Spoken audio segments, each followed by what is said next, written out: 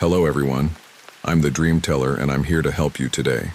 I know you use this video to fall asleep, so before that, like the video and subscribe to the channel. Also, where are you from and what time are you watching? Now get comfortable and relax. I moved into this apartment 4 weeks ago and I still remember the first time I walked in. The hallway was empty except for a tall mirror on the right side. It was so big that it took up almost the entire wall. The realtor never mentioned it and I barely noticed it when we signed the lease. But everything about my life here changed because of that mirror. I'm telling you this now because I need to get it off my chest. I feel like my mind is bending under the weight of what I've seen. I can't sleep well, and I keep checking over my shoulder. Even in the shower, I swear I hear something moving in the hallway. I'm always on edge. I work a regular job at a small marketing firm. My life is straightforward. I come home around 6, eat dinner, watch some TV, and go to bed. I usually ignore whatever odd quirks old buildings have. Creaking floors, flickering lights, weird smells. Those things are normal in older places. But on my second day here, I noticed something off about that mirror. When I say it's big, I mean it's almost 7 feet tall and about 3 feet wide. The frame is dark, maybe mahogany, with some carvings that are chipped in a few places. At first, I didn't really examine it. I just walked by on my way in or out. But I started seeing strange spots on the surface. They looked like watermarks or smudges at first, so I tried cleaning them. I grabbed some glass cleaner one evening and gave it a good wipe. The cloth came away dirty, but the spots never completely left. They almost looked like faint outlines, but I couldn't tell if I was imagining that. A few days later, after a long day at work, I went to take a shower. I remember the shower water was lukewarm because the building's boiler can't handle all the tenants using hot water at once. Anyway, I got out feeling cold and annoyed. As I walked into the hallway, I glanced at the mirror. My reflection was blurry because I was still dripping water. Then I saw these shapes in the corner of the mirror. At first, I thought it was fog or steam from the bathroom, but the silhouettes were too defined to be random. They looked like the outlines of shoulders and heads, but only in the lower corners of the glass. I stood there confused, wrapped in my towel. I leaned in and touched the mirror's surface. It wasn't hot and there was no obvious steam on it. I wiped my hand across the lower corner and for a second I thought I felt something move. But it was probably just my hand slipping on the slick surface. The silhouettes disappeared when I touched the glass, so I figured I was just paranoid or seeing some reflection from the hallway light. I shook it off. That night, I lay in bed thinking about the silhouettes. I tried to push it aside, telling myself it was some weird optical illusion. But the next morning, I walked by the mirror before leaving for work. I saw faint stains again in the exact same spot. I didn't have time to mess with it, so I just hurried out the door, already running late. During the next few days, I kept catching glimpses of those shapes in the mirror, always when I wasn't looking straight at it. It felt like something was moving inside the reflection, but whenever I turned my head, it was just me or my hallway. I started feeling uneasy around that area. I'd walk around it quickly, barely glancing at it. One evening, I decided I had to do something. I grabbed a blanket and draped it over the mirror so I wouldn't have to see those stains. I told myself it was just temporary. Maybe the spots were a trick of the light, and I needed a break from it. It made me feel better for a short while, but as I was making dinner that night, I kept feeling this strange sensation. It was like the hallway was alive somehow.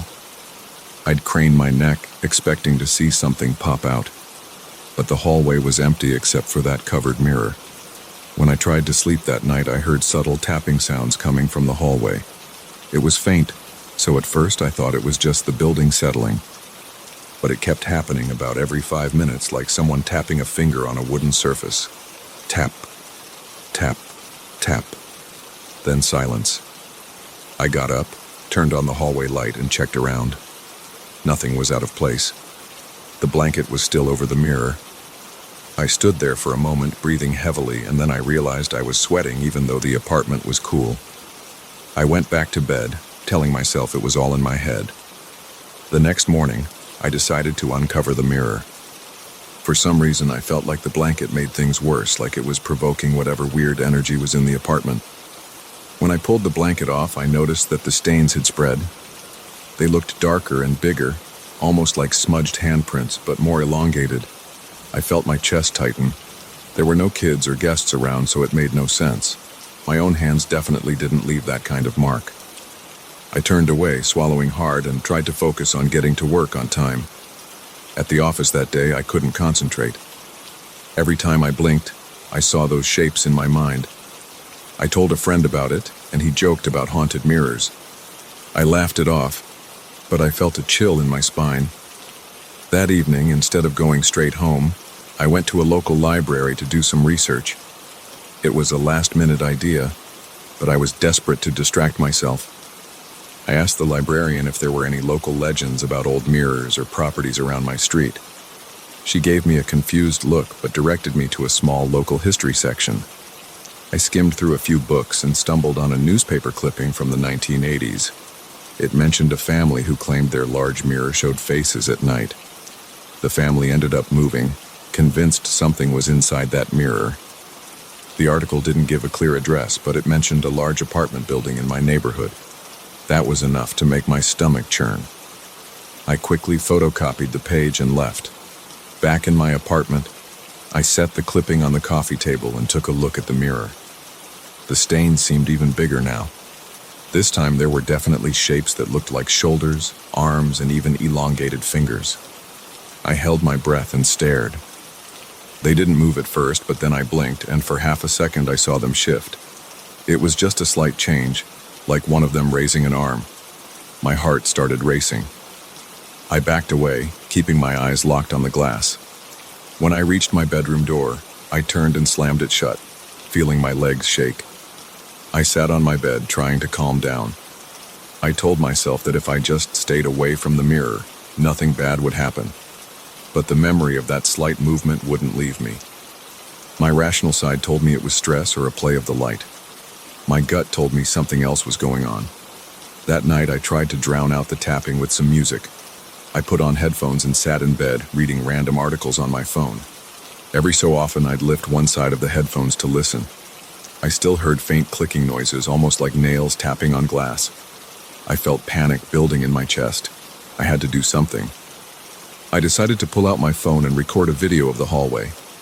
Maybe if I had actual footage, I could prove to myself that it was all in my head, or that there really was something happening. I turned on my phone's camera and pointed it toward the mirror from my bedroom door. I stayed quiet and tried to keep my hands steady. I recorded for about 3 minutes, then stopped. My heart pounded as I played it back. At first, everything looked normal.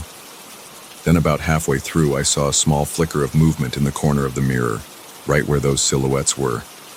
It was brief, like a hand or something similar sliding along the edge. I dropped my phone, cursing under my breath. My entire body broke out in goosebumps. I grabbed the phone again and watched that section a few more times. It was there. It was subtle, but it was there. I felt a wave of dread.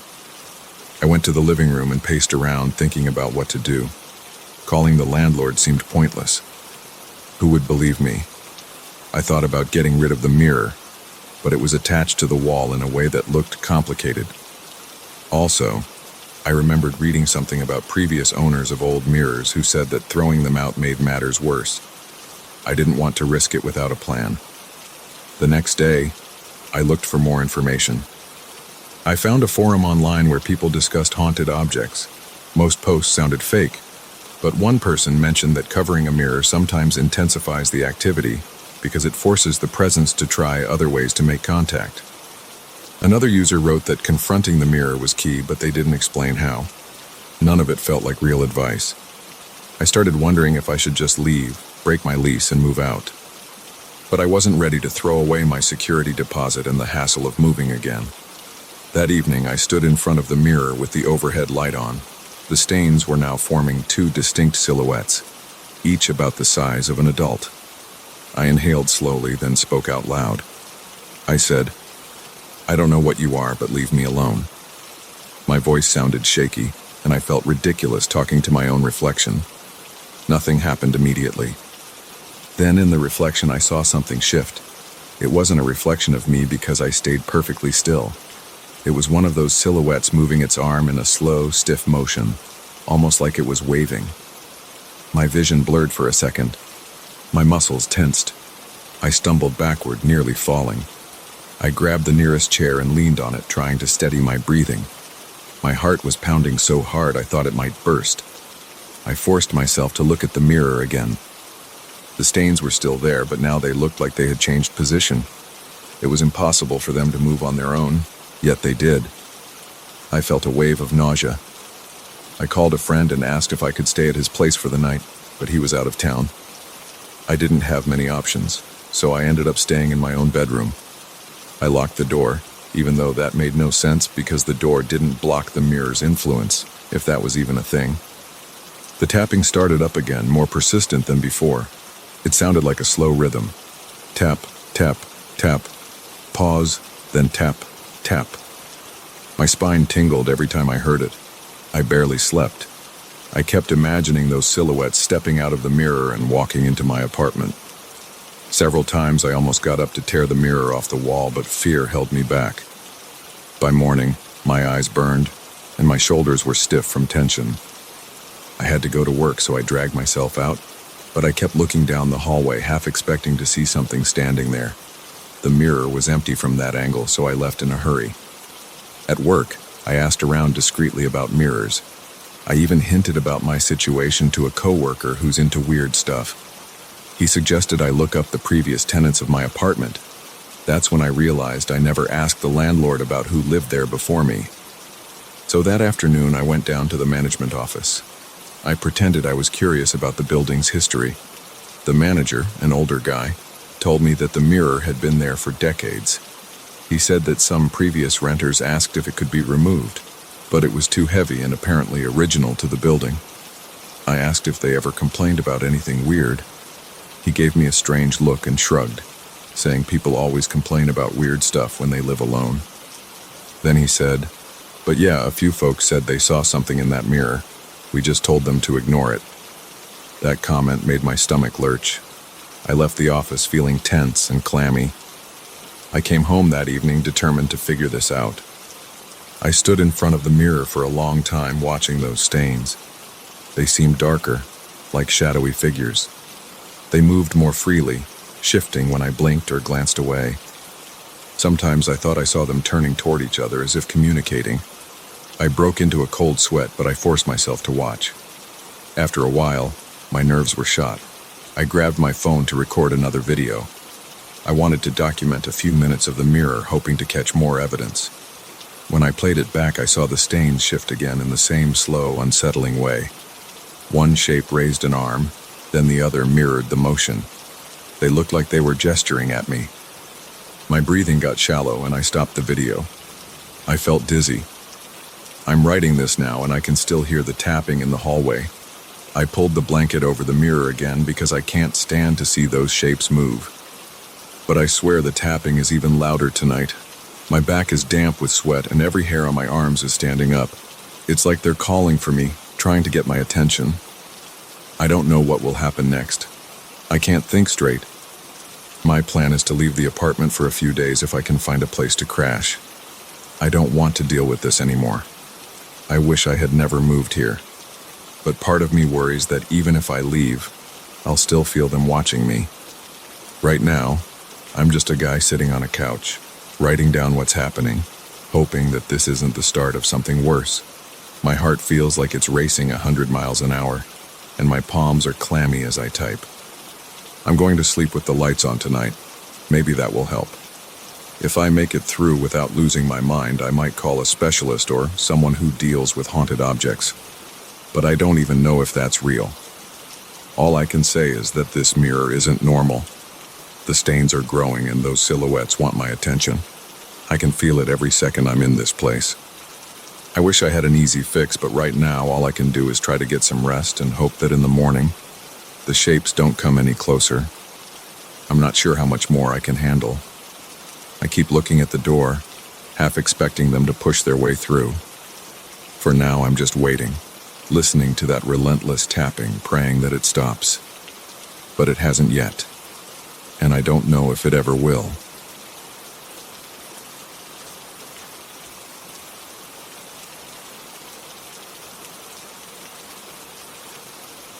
I can't say exactly when the knocking started, but I remember the first night I heard it, because I shot up in bed with my heart pounding so hard it hurt. It was the middle of the night, maybe 3 in the morning. I thought at first I might have imagined it. But then the soft, precise tapping came again. It sounded like someone's knuckles gently rapping on the wood of my front door. It wasn't loud or frantic, but it was steady enough to grab my complete attention. I stared at the dark ceiling for what felt like a long time. I was too afraid to move, and my chest felt tight. When I heard the tapping a third time, I realized I was fully awake, and this wasn't a dream. I pushed off my blankets and stood. My knees felt shaky and my palms were sweaty. I walked across the living room. Everything in there was dark, except for the street lamp glow that crept in through the edges of the curtains. I stood in front of the door, holding my breath, listening for any clue of who or what was outside. That's when I did something I normally wouldn't do. I looked through the peephole. I almost expected to see a face staring back at me, but there was nothing. No one. The hallway was empty and still. I waited a few more seconds, then turned around and went back to bed. I couldn't sleep, though. Every time I closed my eyes, I imagined footsteps shuffling just beyond the door. Eventually, maybe around 5, I fell asleep from sheer exhaustion. When the sun came up, I tried to shrug it off, deciding it had been a weird prank or some random noise I'd misinterpreted. But that entire day, I had a gnawing feeling in my gut. I couldn't ignore the fact that it felt real. I also couldn't forget how strongly I felt that presence, almost like someone was right on the other side of the door, staring straight at me. The second night, it happened again around the same time. I snapped awake instantly, my eyes darting around my bedroom, trying to figure out if I had heard something or if I was half dreaming. Then I heard it. Soft tapping, steady and patient. It wasn't forceful. It was calm, like someone asking to be let in without wanting to disturb anyone else. The hair on the back of my neck stood up. My heart hammered against my chest. I got up, grabbed the baseball bat I keep by my bed, and quietly made my way to the door. I stood there for about a minute, but the knocking stopped. It was like whoever or whatever was on the other side knew I was close. I pressed my ear against the wood. I heard nothing, but I couldn't shake the feeling that something was standing there just inches away facing me. I swallowed hard and inched my eye toward the peephole again. Same result. Empty hallway. My gut told me I wasn't alone, though. It was quiet, but it was the kind of quiet that seems unnatural. No creaks, no rustling, no hum of distant traffic, just silence. I stayed put for a while, still clutching the bat. Eventually, I walked back to my bedroom, but I didn't sleep that night. By the third night, I was on edge even before I went to bed. I decided to stay up in the living room with the lights off, a blanket over my lap, just watching the door. I tried to watch TV to distract myself, but I kept muting it at every little noise. Around 2:45 a.m., I almost dozed off, and then I heard the tapping again. My chest tightened, and I felt every muscle in my body tense up. It was so quiet and deliberate. I sat there, my mouth dry, waiting to see if it would continue. After the fourth tap, I forced myself to look through the peephole. Nothing. But the tapping carried on. That was when I decided to speak. "Who's there?" My voice came out shaky. No response. I repeated myself, louder. Nothing. The tapping stopped for a few seconds, then resumed. I nearly dropped my phone because my hands were slick with sweat. I dialed the local non-emergency police line, feeling silly and paranoid, but also too freaked out to just ignore it. By the time an officer arrived, the knocking had stopped and there was no one in sight. The officer was polite but shrugged it off as either a prank or some noise in the building. I thanked him, but I felt no relief.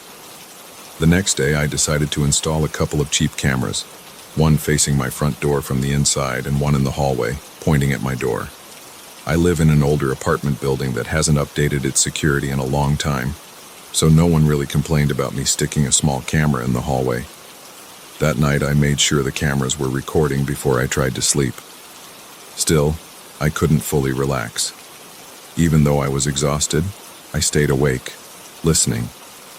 My clock ticked past 3 in the morning. I felt my eyelids drooping. I had just started to drift off when the tapping began. I jumped up and flicked on my phone to check the camera feeds. The inside camera showed the doorknob trembling slightly, as though someone was holding it from the other side. I froze. My breath got caught in my throat. I switched to the hallway camera. That camera's feed showed the empty corridor. No one was there.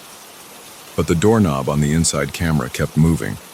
It looked like it was being twisted gently and slowly, but with some force behind it. Then I heard a faint click, and the door cracked open a tiny bit. My stomach felt like it dropped to my feet. I scrambled to the door and pressed my shoulder against it. It slammed shut under my weight, and then I turned the lock and chain, my hands shaking so bad I could barely get it secured. I stayed there, leaning against the door. My heart was racing, and my mind kept replaying the image of that doorknob turning by itself. After a few minutes, the tapping came back, this time more insistent. I shouted, "Leave me alone." My throat felt tight, and my voice cracked. The tapping stopped, but a new sound replaced it. A faint whisper.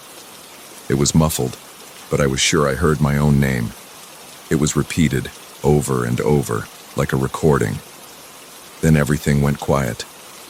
The next morning, I watched the footage again. Sure enough, the hallway camera showed absolutely nothing, while the inside camera showed the doorknob turning and the door pushing open slightly. It was eerie to see it in broad daylight, with no logical explanation. I felt goosebumps on my arms. I saved the footage on a hard drive just in case. The rest of the day I couldn't stop feeling on edge. I left the apartment for a while thinking maybe I just needed to get out. I went for a long walk, grabbed some groceries, and tried to pretend everything was normal.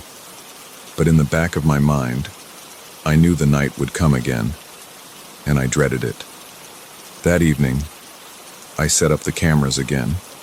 I also barricaded the door with a chair under the knob, plus a heavy table pushed up against it. I felt a bit silly, but I'd rather feel silly than helpless. I sat down on my couch and tried to watch a movie. The volume was low. I couldn't focus on the plot, though. My attention was fully on the door. Minutes felt like hours.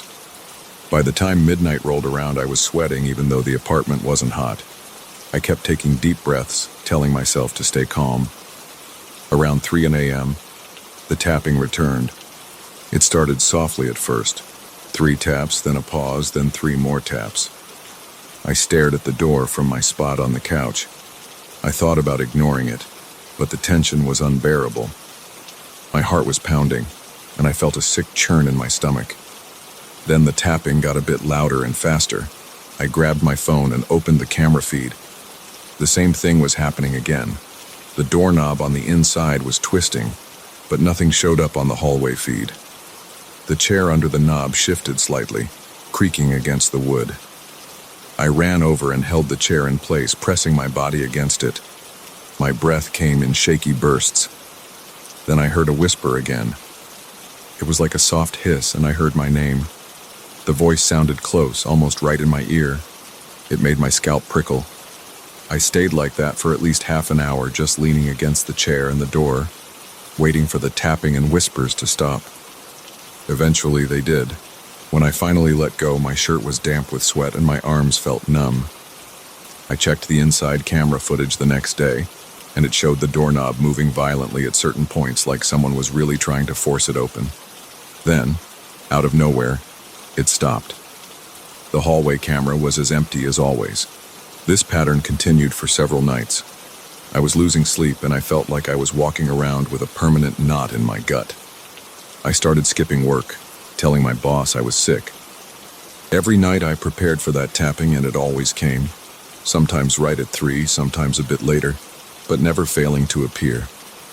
I tried contacting a couple of friends, but they all live far away or are too busy with their own lives. I didn't want to invite anyone here anyway. I didn't want them caught up in whatever was going on. I considered going to a motel, but deep down, I was afraid I would come back to find my door wide open. Or worse, something else inside. A few nights in, I started noticing that after the taps and the attempts to turn the knob, I would hear voices. Sometimes it was just a single voice whispering my name. Other times it sounded like more than one person, but always muffled and indistinct. I tried to record these sounds on my phone, but the playback never caught anything except faint static. The feeling of being watched grew stronger. When I walked around my apartment during the day, I sensed eyes on me. I kept glancing at the windows, making sure no one was looking in, but nothing was ever there. At one point, I thought about leaving for good. I had a wild idea of packing my things and moving out in the middle of the night, but the financial realities hit me. I can't afford to break my lease and move somewhere else right now. Plus, there's a stubborn part of me that wants to stand my ground. It's my place, after all. So I tried to fortify my door even more. I bought additional locks, installed a new deadbolt, and even stacked boxes against the door. It made me feel a little safer, but not much. The following night, the tapping returned right on schedule. I was sitting in the hallway on my side of the door, my back pressed against it, hoping my own body weight would help keep it shut. I had the lights off, and I was holding my phone, watching the camera feed in real time. I saw the knob twisting again, gently at first, then forcefully. The chain rattled. The new deadbolt made a clicking sound as it held firm. My heart was pounding so loudly I could hear my pulse in my ears. A moment later, I felt a slight push against my back, like a gentle shove from the other side. I almost screamed but bit down on my lip. My eyes welled up with tears from the sheer panic. Then the whispers started. They were so close that it felt like someone was on my side of the door, speaking into my ear. I heard my name repeated several times. My entire body was shaking. I tasted copper in my mouth, probably from biting my lip too hard. I stayed against that door for what felt like an eternity, until the pressure stopped and the voices died down into silence again. When dawn came, I tried to rest, but I couldn't keep my eyes shut for more than a few minutes. Every noise made me jump. I was exhausted, but the adrenaline in my system wouldn't let me relax. I looked at myself in the bathroom mirror and barely recognized the face staring back. I had dark circles under my eyes and my hands trembled every time I tried to hold something steady. I kept hoping this would all just stop, but each night followed the same script. Tap, tap, tap. Then the knob turning, then the door pushing in. Sometimes more whispers, sometimes less. But always some sign that something was out there, focused on me, trying to get in. I considered calling the police again, but without concrete evidence of an intruder, they wouldn't do much. The camera footage was weird, sure, but it didn't show any actual person, and I couldn't prove anything else. Eventually, I started sleeping in short bursts during the day because nighttime became impossible. I set up the cameras again and again, always reviewing the footage, always seeing the same phenomenon.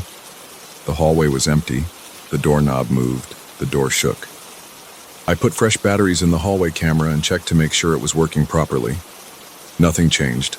Now, I'm at a point where I spend most nights sitting on the floor, propped against the door, with my phone in hand. That's how I'm writing this. The tapping started about 10 minutes ago, right on schedule. My shoulders are rigid, and my stomach is in knots.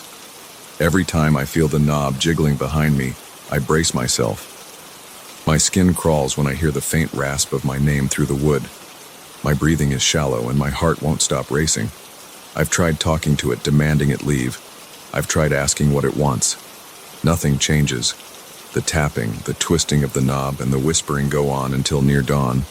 Then it stops. I have no idea what will happen if it ever manages to force the door open. I keep pushing back, physically and mentally, but I'm terrified it might find a way in. I don't know if it will stop on its own or if I'll have to face it someday. Right now, as I press my back against the door, I feel the faint vibration of something on the other side. It's not knocking now. It's more like a gentle, rhythmic push. My phone screen is lit, showing the inside feed. The doorknob is turning erratically, but the hallway feed remains empty.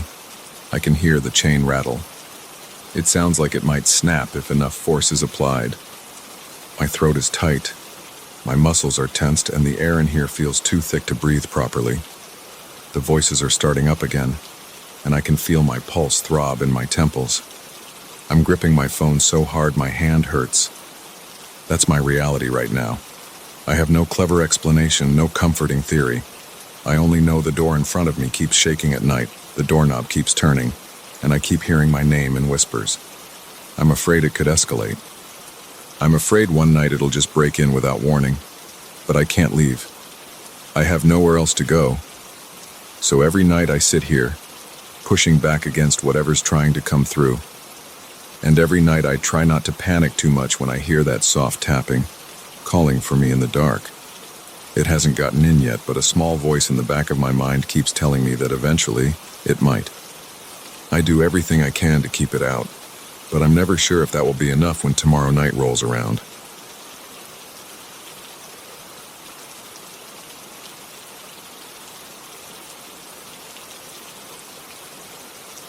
I still remember how my hands shook the first time it happened. It was a little after midnight and I was lying on the couch watching some late-night show. I heard my phone buzz. I glanced at the screen and saw an unknown number. It looked weird, like it was missing a digit. I hesitated for a second, but I picked it up anyway. On the other end, all I heard was breathing, heavy, labored, slow. It sent a chill through my arms. I said, "Hello," and I heard an echo repeat, "Hello." Then there was a click and the call ended. I thought it might be a prank. I put the phone aside and tried to ignore it, but I couldn't get back into the show. I replayed that sound in my head. The next day, it happened again. This time, I was making dinner. The phone rang, same odd number. I answered quickly because I wanted to confront whoever was doing this. I said, "What do you want?" And I heard my own voice echo back, "What do you want?" Then after a few seconds of that heavy breathing, I heard a low voice whisper something that I couldn't catch. It sounded like one word, maybe two. It was so soft I couldn't figure it out. Then the line disconnected. Over the next week, the calls got more frequent. Sometimes they came in the morning, sometimes in the middle of the night. Each time I heard the same breathing and that strange echo. Sometimes I heard that faint whisper which sounded like it was warning me about something. I tried to listen carefully one night. I pressed the phone tight against my ear. I heard a phrase that sounded like, "A portal is opening." It wasn't clear. The voice was too quiet. But I caught the words portal and opening. It made no sense to me. I hung up, heart pounding. I remember pacing around my living room, waiting for the phone to ring again. My mouth felt dry. The lights in my apartment felt too bright. I shut them off and sat in the dark. I felt safer that way, or at least I felt hidden. The phone stayed silent for about an hour. Then it rang again. I jumped. I answered it, barely able to keep the phone steady. The breathing was louder this time. It sounded strained. I said, "What is this?" And I heard the echo say, "What is this?" Then there was a rasping whisper, and the call ended. I decided to contact the phone company. I told them about the repeated calls, about the strange number. They asked for the digits. I gave it to them. The representative on the line paused for a long time. Then she said that number wasn't active. It had been canceled decades ago. I pressed her to look again. She said the same thing. The line had been disconnected for a long time. There was no record of it being reactivated. I felt an odd tension in my stomach. I asked if it could be a spoofed number. She said maybe, but it was unusual because the system showed nothing. She offered to block it for me. I agreed. She assured me that I wouldn't receive calls from that number anymore. That block didn't work. Later that night, the phone rang again. Same number. I stared at the screen, feeling my pulse in my neck. I accepted the call. The breathing sounded closer now, as if the caller was right next to me. I whispered, "Hello." The echo came back, "Hello." Then I heard that voice again, barely above a breath, saying something about a portal. I shouted into the phone, "Tell me what's going on." The echo repeated, "Tell me what's going on." The caller hung up.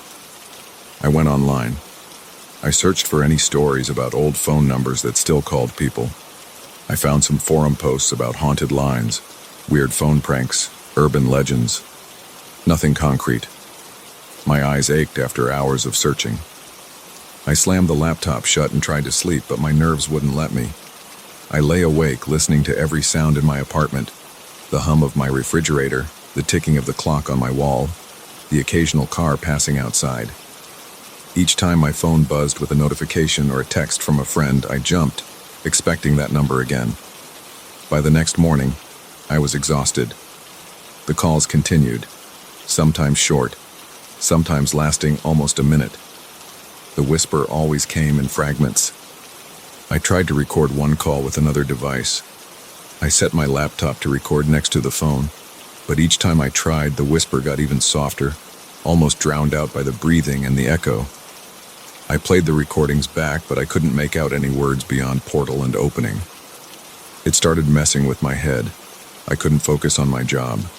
I was on edge all day. I'd check my phone every few minutes, half hoping it wouldn't ring, half anxious that I'd miss something if it did. I decided to go back to the phone company in person. I needed answers. I took a day off work and drove to their main office. I spoke to a technician there. I showed them my call logs. They looked puzzled. They confirmed that the number was inactive. They said they'd never seen a canceled line behave this way. I asked if someone could hijack an old number. They said it was unlikely. I asked them to trace the calls in real time. They said they'd try, but they needed me on the line for that. So I gave them my cell number and I waited in the lobby. Hours passed. The phone didn't ring once. Typical. By the time I left, the call started again. It was like the caller knew. That night, something changed. I was sitting in my kitchen, phone on the table, staring at it. It rang around midnight. I answered. The echo repeated my hello in the same monotone. The breathing was still there. This time, the whisper was more distinct. I heard, "You must not ignore the portal, it's opening." My throat tightened. I managed to choke out, "What do you mean?" The echo repeated me. Then the line cut off. My knees felt shaky, and my forehead was damp. I looked around my kitchen. Everything seemed normal. Dishes in the sink, half-empty glass of water, flickering overhead light. Yet I felt like something was creeping into my apartment. I told a friend about it the next day. He told me to just get rid of my phone. I tried. I got a new number. I thought that would help. For 2 days, it was quiet. No calls from the unknown line. My tension eased a little. I started feeling normal again. I slept better. Then, on the third night, the new phone buzzed. My body tensed up right away. I looked at the screen. Unknown number. I picked up with a shaky hand. Heavy breathing. Echo. Faint whisper. The block. The new number. None of it worked. I felt trapped. I pressed the phone against my ear and said, "Why are you calling me?" The echo repeated, "Why are you calling me?" Then a whisper said, "The portal draws closer." My heart hammered in my chest. I ended the call, throwing my phone onto the couch. I remember pacing around, rubbing my hands together, trying to calm the shaking. I turned on the TV to drown out the quiet. I kept flipping channels, not even registering what was on. I felt paranoid. My phone rang again. I didn't answer. The ringing stopped, then started again. It kept ringing for an hour. I eventually grabbed the phone and shut it off completely. The silence felt thick. I could hear my own breath, ragged and shallow. I went into my bedroom and locked the door even though I was alone. I sat on the floor and held my knees to my chest. I felt sweat dripping down my temples. In the morning, I forced myself to turn the phone on again. There were dozens of missed calls from that number. I listened to a few voicemails. All I heard was breathing and echoes of my own voicemail greeting. No whisper. I deleted them. My stomach felt uneasy. I drank some coffee, but it tasted bitter, and I couldn't finish it. I decided to look for more clues about this portal. I drove to the library. I asked the librarian if there were any records of supernatural incidents in the area or weird phone calls. She pointed me to a small local history section. I flipped through old newspapers, local archives, and random clippings. I found stories about strange phone calls from the 1970s, but nothing that connected to my experience. I left feeling frustrated. Back home, I sat on my couch, phone in hand, waiting. Another call came in. I answered it. I heard the usual breathing. I said nothing, trying not to trigger the echo. The caller stayed on the line, breathing. Then the whisper said, "It's not a joke. Stop trying to run." I felt my gut twist. I asked, "Stop trying to run from what?" Echo. Then the line died. My phone beeped, indicating a new voicemail. I played it. It was just more breathing. I deleted it and put the phone on silent. At that point, I wasn't sure what to do. I wasn't sleeping well. My shoulders felt stiff. My eyes were sore, probably from anxiety and lack of rest. I tried ignoring the calls. I tried blocking the number. Nothing worked. Finally, I called the phone company again. I spoke to a supervisor. He said they tried everything. He suggested I contact the authorities. I laughed bitterly. What would I tell the police? That a canceled phone line kept calling me about a portal? I hung up without taking his advice. That night I sat in my living room with all the lights on. The phone calls came one after another. I let them ring. I watched the screen light up, buzz, then stop. Then it would buzz again. After an hour, I grabbed the phone. I answered. I felt a lump in my throat. I said, "What do you want from me?" My own words echoed back. Then, in that barely audible voice, I heard, "It's opening soon." My voice shook as I asked, "What's opening soon?" Echo. Then click. I pressed my hands to my face. My palms were sweaty against my cheeks. I started to feel strange in my own home. I constantly felt like someone was looking at me from the windows or from corners of my apartment. My heartbeat would spike at random times. I kept hearing that breathing in my head as if it had become a part of my daily life. My dreams, when I did sleep, were filled with the sound of static and muffled words. I tried to trace the number myself. I downloaded some phone tracing apps. None of them helped. I reached out to an acquaintance who worked in IT. He said he could try a reverse lookup, but he needed a complete call record. I emailed him screenshots. He wrote back, telling me the number was flagged as inactive. He found references to it in an old database from the 1980s. There was no current owner. He suggested I switch carriers. I did. I canceled my old plan, got a brand new phone, brand new SIM card, knew everything. I even paid in cash, so there would be no record of my personal details. For 2 days, it was quiet again. On the third day with the new phone, I was driving home from work. Traffic was bad. My phone started ringing through my car's speakers. The display showed unknown. My chest tightened. I hesitated, then I pressed the button to answer. Immediately I heard breathing. My skin crawled. I said nothing. The breathing continued.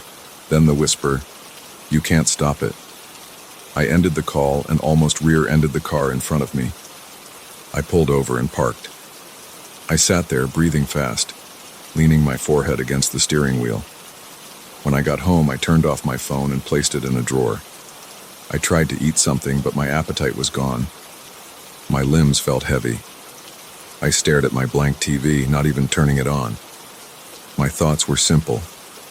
I wanted to know how to stop these calls. I wanted to understand what this portal was and why I was involved. But every time I tried to question the voice, I got the same vague warnings. I didn't know what else to do, so I just sat there waiting for something to happen. Eventually, I turned my phone on again. It rang immediately. I lifted it to my ear. I spoke first. "What's your name?" The echo said, "What's your name?"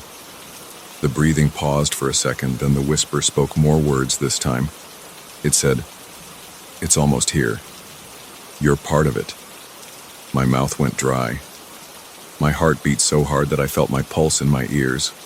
I tried asking more questions, but the line went dead. I dropped the phone on the table and put my head in my hands. I could feel the sweat on the back of my neck. I wanted to run outside, but I knew there was no point. The calls followed me everywhere. I'd changed my number, changed carriers, and it made no difference. It felt like I was trapped in a loop. I decided to unplug completely. I grabbed my phone, shut it down, and tossed it in a drawer again. I unplugged my internet router. I turned off every device that could connect me to the outside world. I spent a week that way, living offline, ignoring my phone. I only turned it on for work calls that I absolutely had to make, and even then I used a separate number from a disposable phone. During that week, I felt a bit calmer. The tension in my muscles eased a little, but I was still waiting, always waiting for something to happen. Sometimes at night I thought I heard the phone ring in the drawer, but when I checked, it was silent. On the 8th day, I needed to check my bank balance. I turned on my main phone. Immediately it rang. I looked at the screen. Unknown. I answered. The breathing was there.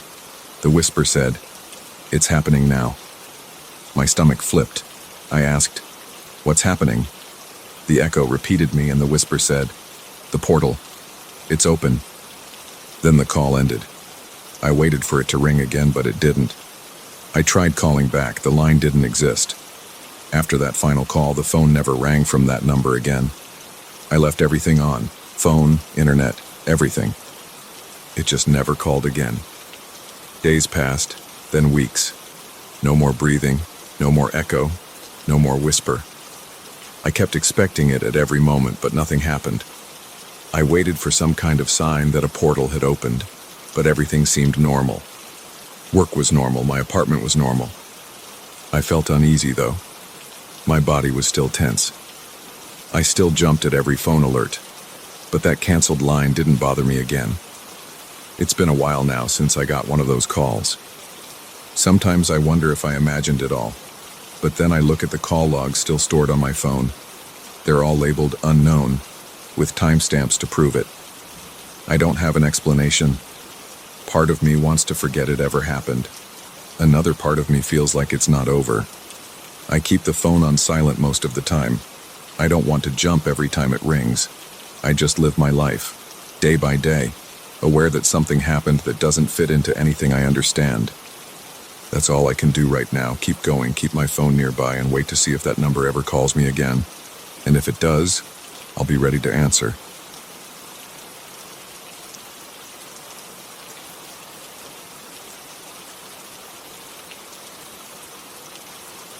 I first noticed the noise late on a Wednesday night. It was a scraping sound, like something dragged across the floor. I sat up on my couch, muted the TV, and waited. The scraping came again, then a thump, like someone dropped a heavy box. It was coming from the apartment next to mine. According to the doorman and the listing online, that place had been empty for months. I had never seen anyone go in or out. There were no lights on at night. Yet there I was, listening to what sounded like furniture shifting on the other side of the wall. I'd been living in this building for 3 months. It's a quiet place, mostly older residents. I wanted peace, so I chose it for its calm hallways and silent nights. But that night I got the opposite. I leaned against the wall that separated my living room from the next apartment. I heard what sounded like slow footsteps pacing back and forth. My heart started to beat faster. I told myself it could be a maintenance worker. Maybe someone had shown up last minute to fix a leak or something. But it was almost midnight, and I knew the management office wouldn't allow repairs at that hour unless it was an emergency. I banged on the wall. Nothing happened for a few seconds. Then there was a soft scrape, like the sound shifted closer to where I stood. I got this chill on my neck. My arms felt tense, and I realized I was sweating a bit. I didn't want to call anyone yet. Instead, I tried to ignore it. I went to my bedroom, turned on a fan, and fell asleep after an hour of tossing and turning. The next morning, I decided to stop by the front desk on my way out. The doorman's name is Carlos. He's an older guy, friendly but a little guarded. I told him I heard noises in the apartment next door. I asked if someone had moved in without me noticing. He frowned. He said nobody had moved into that unit for a long time. He said the place was vacant and had been for months. He shrugged and told me it wasn't the first time someone reported strange sounds from there. The last tenants left in a hurry. They complained about weird happenings, furniture moving by itself, footsteps at odd hours. They only stayed 2 weeks before they broke the lease. I asked if maintenance was in there for any reason. He said no. Then he warned me to be careful if I tried to check it out on my own. That made me uneasy, but it also sparked my curiosity.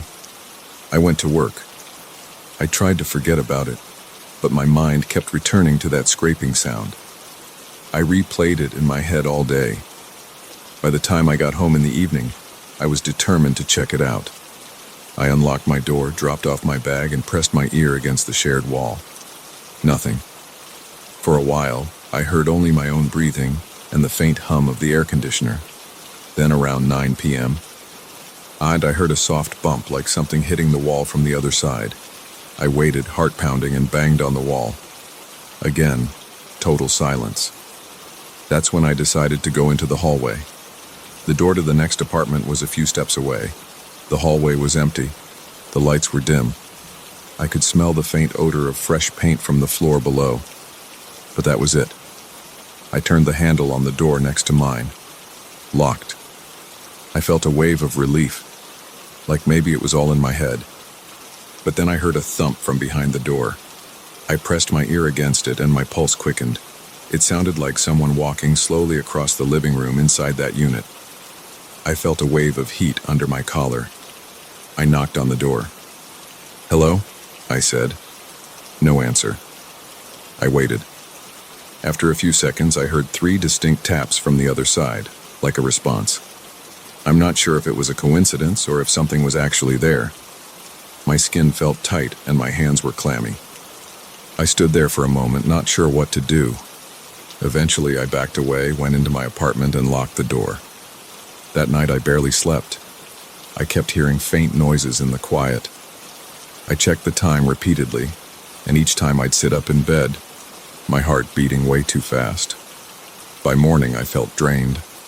On my way out, I tried talking to Carlos again. He just shook his head.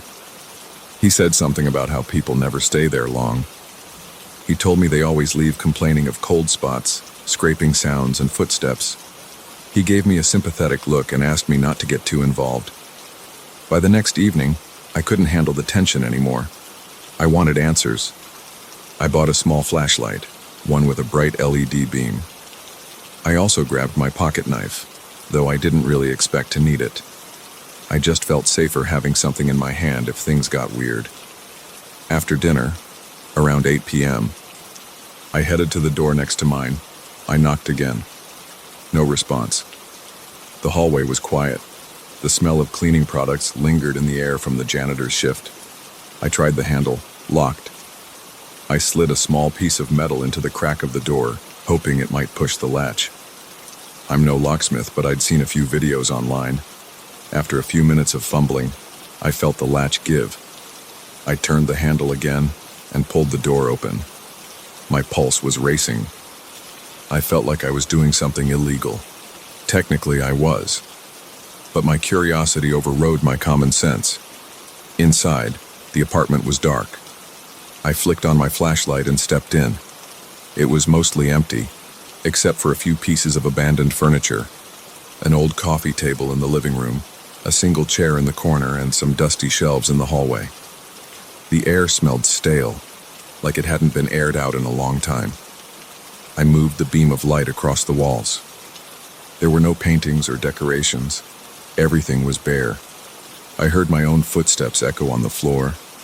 I closed the door behind me, leaving only the flashlight beam to guide me. I stood still and listened. Nothing at first, just the sound of my breathing. I walked into the living room. The windows were closed and covered by old blinds. Dust floated in the flashlight's beam. I felt uneasy, like someone was watching me. I swung the light around. Empty corners, blank walls. My pulse thudded in my ears. I called out, "Hello?" My voice sounded too loud. It bounced off the walls. No response. I went through the hallway, shining the light into the bedroom. It had a mattress on the floor, stained and worn. A small dresser stood by the wall. I noticed scratches on the floor near the bed, like deep grooves. as if someone had dragged heavy furniture around. The closet door was open. I looked inside. Empty. The smell in there was musty, like old laundry. My heart was pounding against my ribs. I kept thinking I'd see a person crouched in a corner or behind a door. I stood in the middle of the bedroom listening. Then I heard it. A scraping sound, coming from the living room. I nearly dropped the flashlight. The noise was exactly what I'd heard from my side of the wall. I took a step toward the hallway, shining my light ahead. My mouth felt dry, and I realized I was breathing in short, sharp bursts. My arms felt tight, and I had a tremor in my hands. I forced myself forward back into the living room. It was empty. The old coffee table stood in the same position. I walked over to it and nudged it with my foot. It squeaked across the floor, making a similar scraping sound. But that didn't explain the footsteps I'd heard before, or why the sounds happened when I was in my own living room. I ran the flashlight over the walls. Nothing unusual. Then as I turned toward the front door, I heard another sound behind me. A soft bump on the floor, like something dropping from waist height. I spun around. Nothing there. The coffee table was still. The chair in the corner hadn't moved, but my neck hair stood up like I was being observed. I tried to speak, but my throat was too dry. I managed to say, "Is anyone here?" Silence. Then a faint shuffle came from the corner near the chair. I aimed my flashlight there. The chair was in the same place. The shadows looked ordinary. I took a step closer, and that's when I heard the quiet squeak of the floor behind me, like a single footstep. I whirled around. Nobody. My heart thudded so hard that I felt dizzy. The front door was closed. I didn't see anything else, but the air felt denser, like there was a presence in the apartment besides me. I wanted to leave right then, but I also wanted some explanation. I stepped back into the hallway and tried the bathroom door. Inside, the bathroom was small, a typical layout. I swept the flashlight around.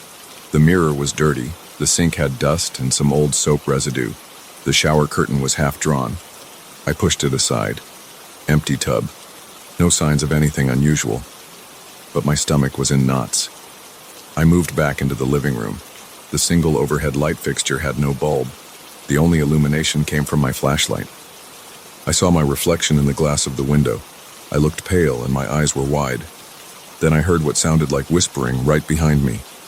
I can't even tell if it was words or just the brush of air, but it made my spine tighten. I turned around so fast that I bumped into the coffee table and nearly fell. My flashlight beam wobbled across the walls. Again, nothing. Just an empty corner. That was it. I walked straight to the front door. I wanted out. My hand reached for the knob, and I realized the door was closed tighter than before. I twisted the knob. It opened, but I felt resistance, like something pressed against it. I tugged harder, and it gave way, letting me step into the hallway. I shut the door behind me and stood there, breathing hard, feeling my pulse in my neck. I hurried back to my own apartment, locked the door, and leaned against it. I felt a warm rush of relief. Then I realized my hands were shaking. I sat on my couch for a while, staring at my dark TV screen, trying to calm down. Every little sound in the building made me jump. I got up after a few minutes, poured myself some water, and drank it in big gulps. Over the next few days, I tried to focus on my normal life. I went to work, grabbed groceries, kept up with my usual routine. But every night I heard something from next door. Sometimes it was a quick scratching sound. Other times it was a series of soft thumps. When I saw Carlos in the lobby, he just gave me a look that said he knew what was happening and he knew I was spooked. He didn't bring it up, and I didn't either. I started wearing headphones when I got home, playing music or random podcasts to block out the noise. Sometimes I woke up in the middle of the night to the sound of furniture dragging. It was as if someone rearranged the entire apartment at 3 in the morning. I tried to just ignore it. I kept telling myself there had to be a logical reason. Maybe some squatters had a key. Maybe it was a prank. But in the back of my mind, I knew it felt different than that. One weekend, I worked up the courage to go back inside. During the afternoon, I picked the lock again. I expected the same stale, dusty space. But the coffee table was in a different spot. It was angled closer to the middle of the room. The chair was now by the window, facing the blinds. I had no explanation for how they moved. I checked the floor for footprints or drag marks. The dust was disturbed in a few places, but I couldn't see any shoe prints. I felt a wave of fear. I backed away, not wanting to stay there any longer. I shut the door and returned to my apartment. My hands were trembling. My head felt light. I couldn't decide if I was scared or angry or just exhausted. The tension built inside my chest. I realized I didn't want to live like this, jumping at every noise and dreading bedtime. That night, the sounds were louder than usual. I thought about calling the police, but what would I say? I hear noises in an empty apartment. Doesn't sound urgent. Around 11 p.m., as I tried to watch a show on my laptop, I heard something slam against our shared wall. It was so strong that the picture frames on my wall shook. I jumped up and went into the hallway again. The building was quiet, no neighbors around. I felt panic in my chest as I stared at that door. It was locked again. I didn't dare open it. I just stood there waiting for another slam. But it never came. I went back inside my apartment, turned off all the lights, and sat in the dark living room. I listened. The noises started up again around midnight. Soft scraping, then heavy steps. They seemed to move from one end of the apartment to the other. Then a low thump, like a chair being knocked over. My heart raced. The sweat on my forehead felt cold. I was too scared to go back out. I stayed there, forcing myself to remain quiet and still. When I finally slept, it was close to dawn. I woke up late, feeling stiff and drained. I knew I had to make a choice about living here. Either I'd get used to it or I'd move out, but I wasn't ready to give up my place. I liked everything else about this building. I decided to speak to the management office, but they said there's no record of an official complaint, and that if the apartment is vacant, there's nothing they can do unless I file a formal report. Carlos gave me a sympathetic shrug. He said most people just leave or ignore it. He admitted that the apartment has a weird reputation, but it's never caused a real problem, just fear and frustration. I realized I might be stuck with this situation, so I tried to adapt. I tried to treat the noises like random building creaks or plumbing sounds. It's not easy. Every time I hear scraping, I get a spike of adrenaline. Every time I sense movement, my stomach churns. But I haven't gone back inside since that day. I don't see a reason to. I know it's empty. I also know something is in there, even if I can't explain it. Now, I do my best to live around it. I sleep with a fan on, or a white noise machine.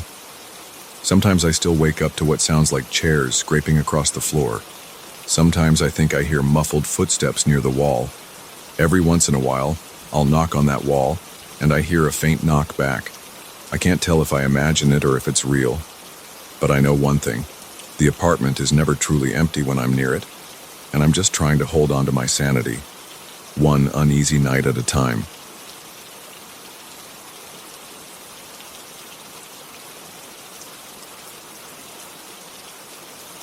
I need to get this off my chest right away. Something strange happened to me a few nights ago, and it hasn't left my mind since. I heard church bells in the middle of the night, even though the old chapel in my town has been locked up for years. I don't usually pay attention to random noises, but these bells were too clear to ignore. I decided to check it out that same night, and it's been haunting me ever since. I live in a small house on a quiet road. Nothing much happens around here after dark. People shut their doors early and the streets stay empty. On that particular night, I couldn't sleep. It was around 1 in the morning when I first heard the bells. It started with one single ring, then a series of slow, consistent chimes. I listened from my bed, certain it was coming from outside. The sound was too loud to be a simple wind chime or something small near a neighbor's yard. My heart started beating harder because I knew about the abandoned chapel a couple of blocks away. People around here avoid it. No one talks about it.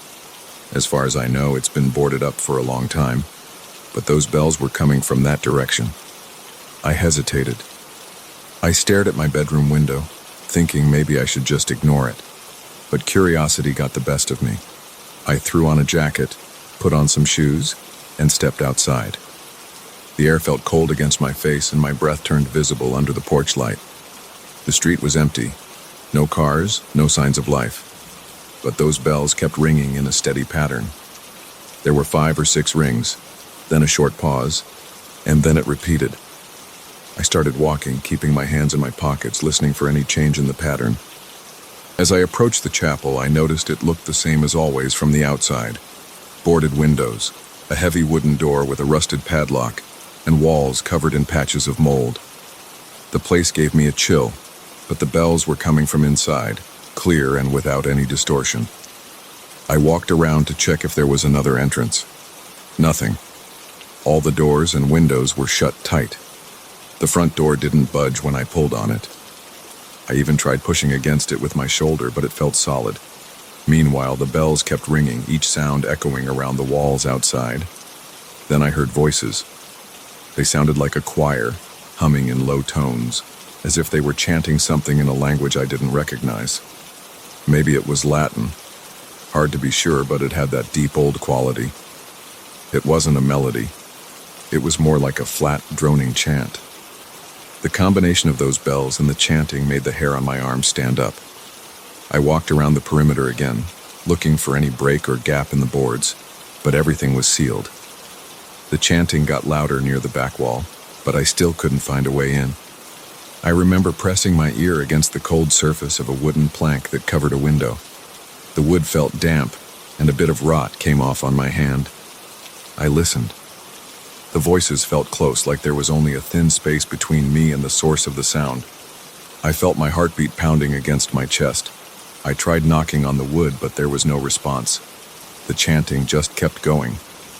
After another minute, the bells rang again, and that vibration seemed to move through the boards and into my bones. I took a step back, suddenly feeling a surge of anxiety. I realized how exposed I was, alone in the middle of the night with a mysterious noise coming from a locked building. I decided to leave. Walking back home, I kept looking over my shoulder. I half expected someone to emerge from the chapel and follow me, but no one came out. The bells eventually stopped, and the chanting died down as soon as I got about a block away. By the time I reached my front door, the night felt strangely silent.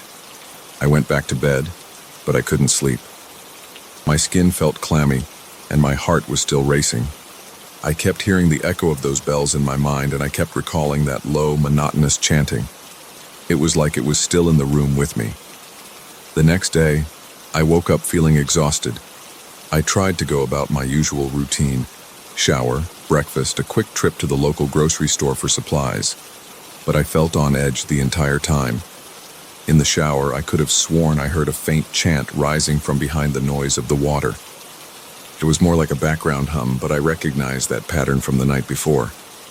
It made my stomach clench, and I turned off the water to listen. Everything went quiet. I tried to convince myself it was just my imagination. I dressed quickly and left the house, trying not to dwell on it. At the grocery store, I grabbed a cart and wandered the aisles. People around me were minding their own business. I tried to focus on the shelves, picking out items, trying to distract myself. But I felt a constant pressure in my ears, like something was on the edge of my hearing. It wasn't loud, but it reminded me of that same humming chant. I checked behind me once, and I nearly dropped a can of soup. No one was there, but the feeling wouldn't go away. By the time I got home, I was jumpy. My hands shook a little when I unlocked the door. I told myself I needed to relax and that I was overthinking. I tried to settle on the couch, watch some TV, maybe catch the local news. The anchor's voice sounded normal, but I couldn't concentrate on what she was saying. My mind kept drifting back to that locked chapel and those eerie voices. I kept turning the volume up, but I still sensed a low hum beneath the sound of the TV. It was almost like white noise, but I recognized the pattern of the chant. My chest felt tight. I started pacing around the living room, looking out the window every few minutes. That night, I considered going to bed early, but I was too wound up. Around 11, I heard the bells again, very faint. It was like they were muffled, but they definitely had the same tone as the previous night. I tried to ignore them, but my heartbeat sped up anyway. I laid in bed with the lights off, staring at the ceiling. I wondered if anyone else in the neighborhood heard the bells or if it was just me. I felt a sense of isolation and fear. Normally I would have called a friend to ask, but I didn't want anyone thinking I was losing my mind. I tossed and turned for hours. At some point I dozed off, but I woke up again around 3 in the morning. The room felt cold. My skin felt damp with sweat. I realized the chanting was in my head, or maybe it was outside, but it sounded close, like it was right next to my ear.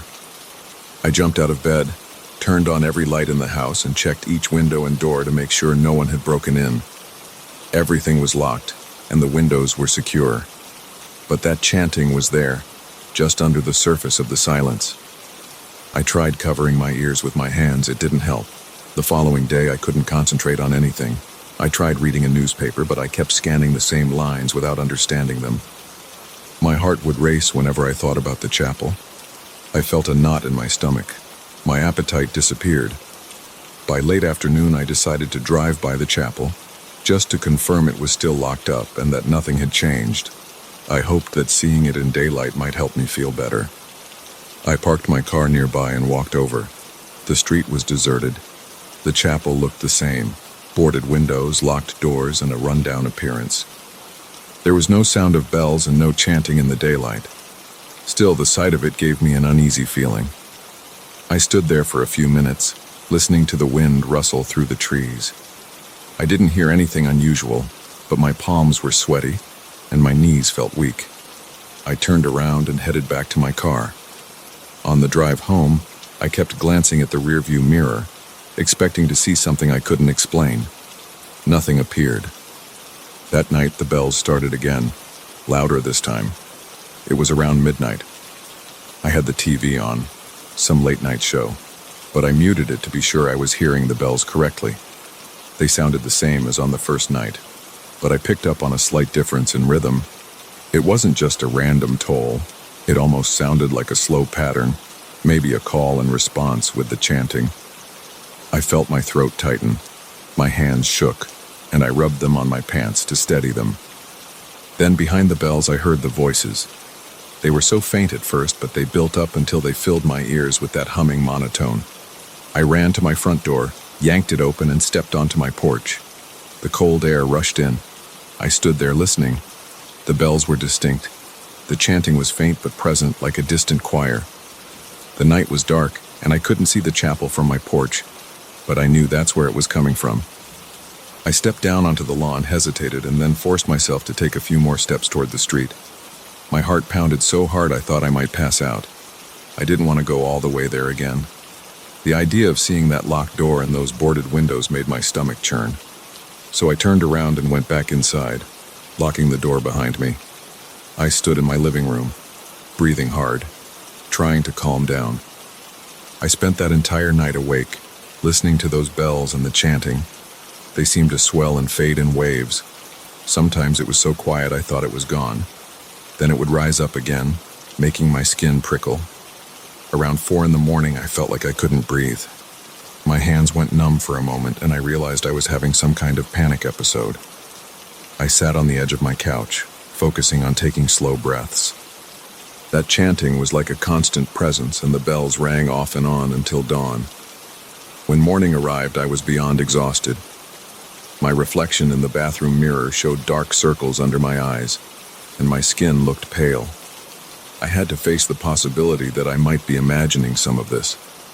But I remembered how real it sounded when I was right next to the chapel. I recalled the locked doors, the rotting boards, and the intense clarity of those bells. It didn't feel like a simple hallucination. Over the next few days, the sounds continued at random times, not just at night. I could be fixing a simple meal in the kitchen, and suddenly I'd hear a faint ring of that bell. I'd go to the window to check, but everything looked normal outside. The chanting also became more persistent in my mind.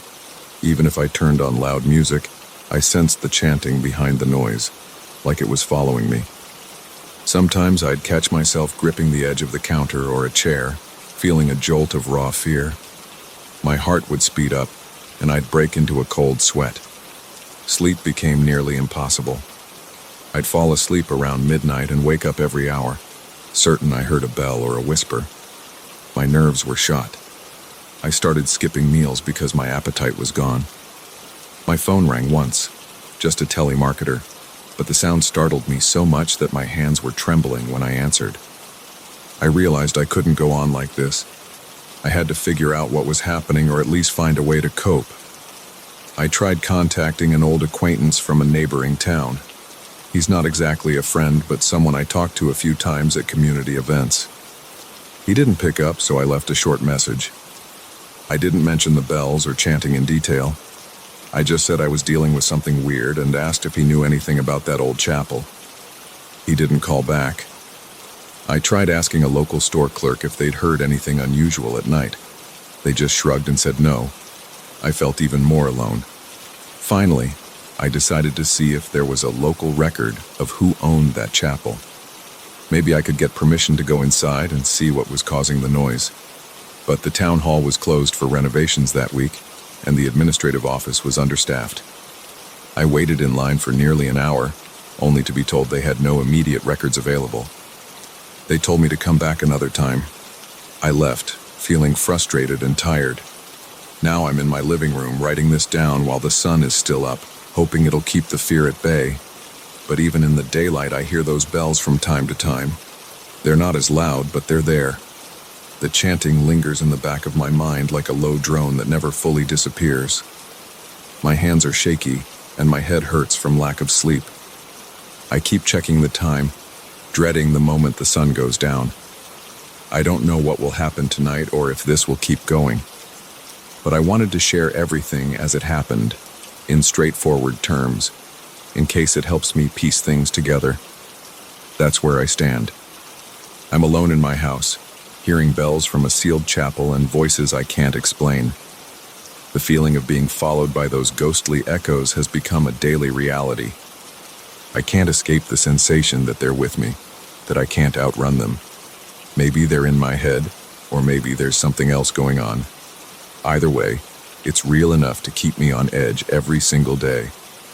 I'm not sure what I'll do next, but I had to tell someone. I want to believe it's a trick of the mind, but it's too persistent, too vivid. All I can do now is wait and see if this gets any worse. I'm hoping something changes, or that I find some explanation. But it feels like I'm stuck in a loop, and the echo of that chanting won't stop following me.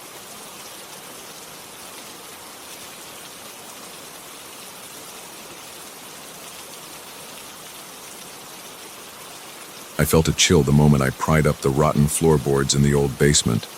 I saw a circle of stone beneath the dust, and the edges looked sealed with some thick mortar. It didn't belong there. It didn't match the rest of the foundation. I crouched and poked at it, then gave it a few taps with my flashlight. It sounded hollow. Right away, my stomach tightened. I had come here to restore this place, not to uncover hidden things. But I couldn't walk away. I grabbed a pry bar and started chipping at the mortar. It crumbled fast. When I lifted that rough stone lid, I saw a dark, hollow space. It was a well, sealed long ago under the floor. At first, I only thought it was an interesting find. I had no idea how much it would change my nights. My name is Eric, and I've been working on this house for about 2 weeks. I bought it at an auction because the price was too good. The structure needed a lot of work. There was water damage on the roof, cracks in the walls, and mold in the basement. The place was huge, with multiple rooms and a large yard out back. I took a leave from my job so I could spend every day here, doing repairs and saving money by handling most of the labor myself.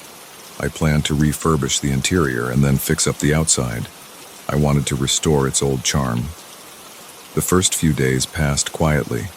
Then I discovered the well. When I pulled the stone lid to the side, I looked down into a dark shaft. It smelled like damp earth and stale air. I shined my flashlight inside and noticed wet stones that went down about 15 or 20 feet. The water at the bottom wasn't visible from my angle, but I guessed there was some water because the air felt cold and heavy. I didn't see anything else. I left the well uncovered for the day, thinking I might seal it again later in a better way, just to keep the basement safe. By the time evening arrived, I decided to cover it with a piece of plywood so nobody would trip or fall in. Then I walked upstairs to clean up. That night, around 5 or 6 p.m., I went down to the basement to double-check the new supports I'd installed under some beams. While I was there, I heard what sounded like a gentle trickle of water coming from the well. I paused and listened. It was faint, but it was clear. I also heard something else, something like a low murmur or whisper. It was so soft that I couldn't catch any real words or sounds. It could have been the wind or my own ears playing tricks. Still, it made the hairs on my arms stand on end. I shined my flashlight around, expecting to see a drip or something. Nothing. The basement was empty, and the plywood over the well looked the same. I started feeling uneasy, so I went back upstairs and locked the basement door. The next afternoon, I had to work on repairing some plumbing in the kitchen. I tried to focus on the pipes and the tasks in front of me, but the memory of those faint murmurs stayed with me. My shoulders felt tense. My mind kept drifting to the sealed well. The day went by slower than usual. My hands shook a bit when I hammered nails or measured new cuts of lumber. Around 5 p.m. I realized I needed some tools that I'd left in the basement. I didn't want to go down there, but I forced myself to. I flicked on the basement lights and walked down the steps. Everything seemed quiet. The plywood was still on top of the well. I stepped over to my tool bag, picked it up, and headed back toward the stairs. Then I heard that sound of water again, trickling somewhere below the plywood. At the same time, I felt this sudden drop in temperature. My breath caught in my throat. I turned around, expecting something, but there was nothing to see, just the dim light bulb and the dusty floor. I walked over to the well and slowly lifted the plywood. The darkness inside felt deeper than before. I shined my flashlight downward. The water must have been rising because now I could see a faint glow of reflection at the bottom. It rippled a bit, like something was moving. I leaned closer, trying to see better. My flashlight flickered, and in that brief moment I saw wet handprints on the rim of the well. They were fresh, as if someone had just placed their palms on the stones from inside. My heart started pounding in my chest. I backed away, almost tripping over my own feet. Then I slammed the plywood back in place and ran upstairs, leaving the light on behind me. That night, I couldn't settle. I kept hearing those faint murmurs in my head. My chest felt tight, and my stomach churned with anxiety. I tried to watch some TV in the living room, but every few minutes I caught myself listening for noises under the floor. By the time it was around 10 p.m., I couldn't relax at all. I decided to set up a temporary bed in a room on the second floor, hoping I'd be far away from the basement. My mind raced with images of those wet handprints. I felt my palms sweating, and my pulse was going fast. Eventually, I dozed off. In the middle of the night, I woke up. My eyes opened suddenly. I listened. The house was quiet. I tried to tell myself it was just nerves. Then I noticed something. The air had that same damp chill, the same feeling I'd had when I was near the well. It was subtle, but it was definitely there. I sat up in bed and looked toward the hallway. It was dark. I didn't see movement. I grabbed my flashlight and walked down the stairs. The entire house felt still, like it was holding its breath. I got to the basement door, but I didn't want to open it. My legs felt heavy. My heart was pounding so hard I heard it in my ears. I kept telling myself this was just an old house with some old plumbing. Maybe it was normal. I turned around and went back upstairs, ignoring the nagging feeling in the back of my head. The next morning, I decided to examine the well in the daylight. The basement felt less intimidating with the morning sun seeping through the small windows. I slowly removed the plywood again. I forced myself to look around the rim. The wet handprints were faint, but I could still see the outlines if I looked closely. I rubbed my fingers over them, and the stone felt damp, like the moisture had seeped into the surface. I looked down into the well with my flashlight. The water was dark, but I could hear it dripping somewhere deeper. It echoed up the shaft. I tried to see if there was anything down there, but I couldn't make out any shapes. Still, my gut told me something wasn't right. Over the next few days, I threw myself into my work on the house. I tried to stay on the upper floors as much as possible. I installed new cabinets in the kitchen and fixed some wiring in the living room. The place was starting to look better. But every evening, around 5 or 6 p.m., I felt uneasy. I could sense a change in the air. It always started with that soft, dripping sound. I didn't have to be in the basement to hear it. If I was on the ground floor, I could pick it up faintly through the floorboards. It sounded like a steady trickle, followed by hushed voices or whispers that I couldn't fully decipher. My chest would tighten, and I'd feel a burst of adrenaline. Sometimes I just froze in place, holding my breath, trying to convince myself that it was my mind playing tricks. I started leaving the house in the afternoons to avoid that time of day. I'd go to the hardware store or grab a bite to eat. Sometimes I'd just drive around for a while, letting the hours pass. I didn't want to admit that I was afraid to be in my own house during those hours, but I was. And every time I came back, I worried about what I might find. I imagined the plywood slid off the well, or I imagined wet footprints across the basement floor. So far, I hadn't seen footprints, but the handprints remained. Some days they looked like they had multiplied or shifted in position, but I couldn't be sure if it was just me or if they really changed. I tried wiping them away with a cloth and some bleach, but a faint outline always remained. One evening, I decided I had to confront this. I brought a strong lantern and a rope ladder. I wanted to see if there was anything physically down there. I didn't plan on climbing in completely, but I thought I'd lower the ladder and shine the lantern around to check the walls. So I went down to the basement at around 4 p.m., giving myself enough time to set up. I opened the well and secured the ladder to a metal support. Then I lowered it into the darkness. I turned on the lantern and inched it down, leaning over the rim, trying to keep my balance. As the lantern got closer to the water, I saw the wet stones glisten. The well's walls had a lot of moss. The water surface was still. Nothing appeared to be moving. I held the ladder with one hand and reached the lantern in with the other. Then I heard a splash below, soft, like a quick movement. My body jerked.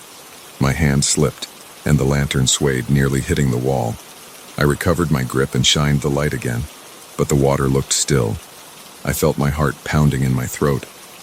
I decided that was enough. I pulled the lantern out and yanked the rope ladder back up. My hands were shaking. My shirt clung to my back from sweat, even though the air felt cold. That night, the murmurs were louder than before. Around 7 p.m., I was in the living room, checking some electrical connections. Then I heard something from the basement.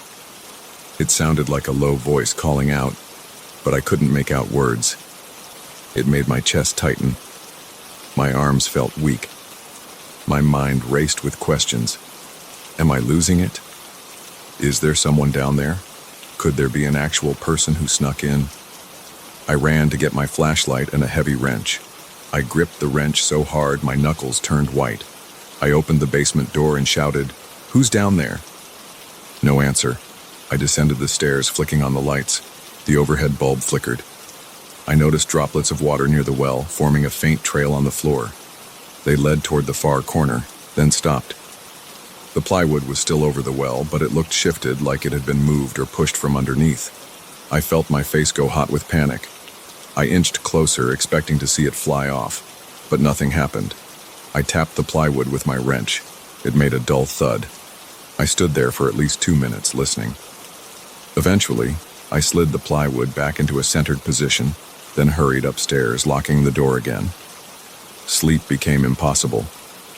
My nights turned into tense waits for the next sound or the next sign that something was moving down there. Even when I tried earplugs or music, I felt vibrations through the floor. I sat up in bed, clenching my jaw, feeling my pulse in my neck. My arms and legs felt jittery. Sometimes I couldn't keep my hands steady enough to handle simple tasks, like using the phone. I made sure to keep every door locked, but I kept thinking about the fact that something might be able to move through the house from below. The idea made my spine tingle. On the 10th day after discovering the well, I decided to seal it again. I bought fresh mortar and heavy slabs of stone. I was determined, but as soon as I set foot in the basement that afternoon, I felt a strong sense of pressure in my chest. My hair stood on end. I stepped up to the well, grabbed the plywood, and flung it aside. I knelt down and started to apply mortar around the rim. My hands wouldn't stop shaking. I spread it thick, then placed a new stone cover on top. While I was pressing it into place, I heard those faint whispers from inside the well. I couldn't understand them, but they sounded urgent. My breath came in short, sharp bursts. I hammered the stone down, sealing the edges, mixing more mortar to fill every gap. When I finished, I backed away and waited. The mortar needed to dry. I stood there silently for a long time, waiting to see if the stone would shift, or if I would hear something break through. The basement stayed quiet, but the quiet felt wrong. There was a sense of tension, like a held breath. That night, I still heard the trickle of water through the floor, but it was more distant. I braced myself, expecting the murmurs to return. They came at around 6 p.m. They were muffled, like they were behind a thick wall. The floor vibrated slightly under my feet when I went to check the basement door. I didn't go down there. I just stood at the top of the stairs, feeling my legs tremble. The steps looked dark, and the light switch was at the bottom. I didn't want to risk it. I could imagine the stone cover sliding off again, or cracks forming in the mortar. I imagined a wet hand gripping the rim. My throat felt dry, and I swallowed hard. I told myself I wouldn't check. I'd stay upstairs. If it stayed sealed, maybe it would stay buried. Over the next few days, the murmurs persisted in the late afternoons. I'd stand against the basement door, listening, with my heart pounding. The water sounds came and went. I kept seeing small water stains on the basement ceiling, like droplets trying to seep through. I left them alone. Sometimes I'd hear a soft scraping, like stone against stone, but I never opened the door. Eventually, I started sleeping at a motel in town, avoiding the house at night. It was the only way I could calm my racing thoughts. Now, it's been a week since I fully sealed the well. The noises haven't stopped completely. Every time I step into the house after sunset, I notice that damp chill. The basement door feels colder, and sometimes I swear I hear a faint tapping from below. I double-check the mortar every morning, and it seems intact. But I know it's there, whatever it is, waiting. I'm afraid that if I stay here too long, I'll start hearing it in my head again. I haven't let anyone else come in to see it. I don't want them to question what I've done, or try to open the well again. I might sell this place once I finish basic repairs. But deep down, I know that well is sealed in a hurried, anxious way. And I'm not sure how strong my job was. Sometimes at dusk, I stand in the kitchen and feel the floor beneath me vibrate. I feel my stomach twist in knots. My skin goes clammy. I picture wet hands gripping the stones and pulling upward. And the worst part is that I have no clue what might happen if those hands make it all the way to the top.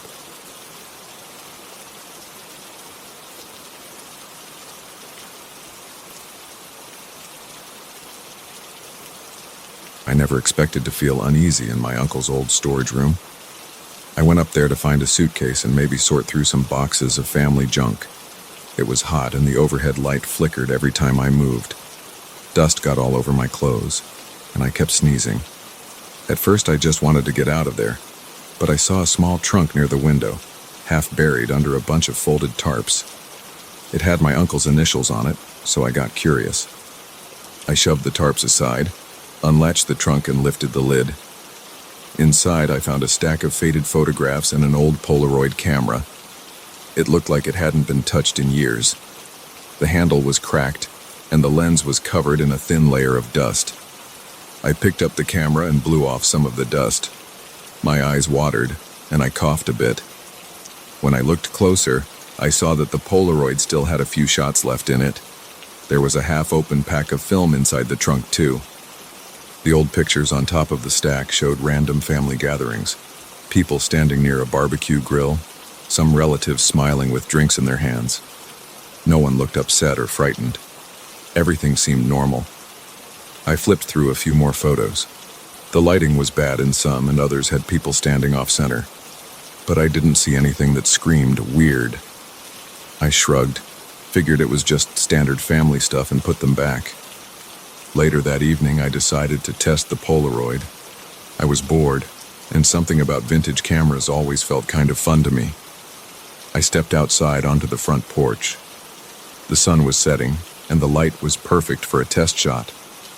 I framed the driveway in the camera's viewfinder, clicked the shutter, and listened to the familiar whir as the photograph ejected. I waited the recommended time, then watched the picture come to life. It showed the driveway and part of the yard. But in the bottom right corner, there was a faint dark smudge.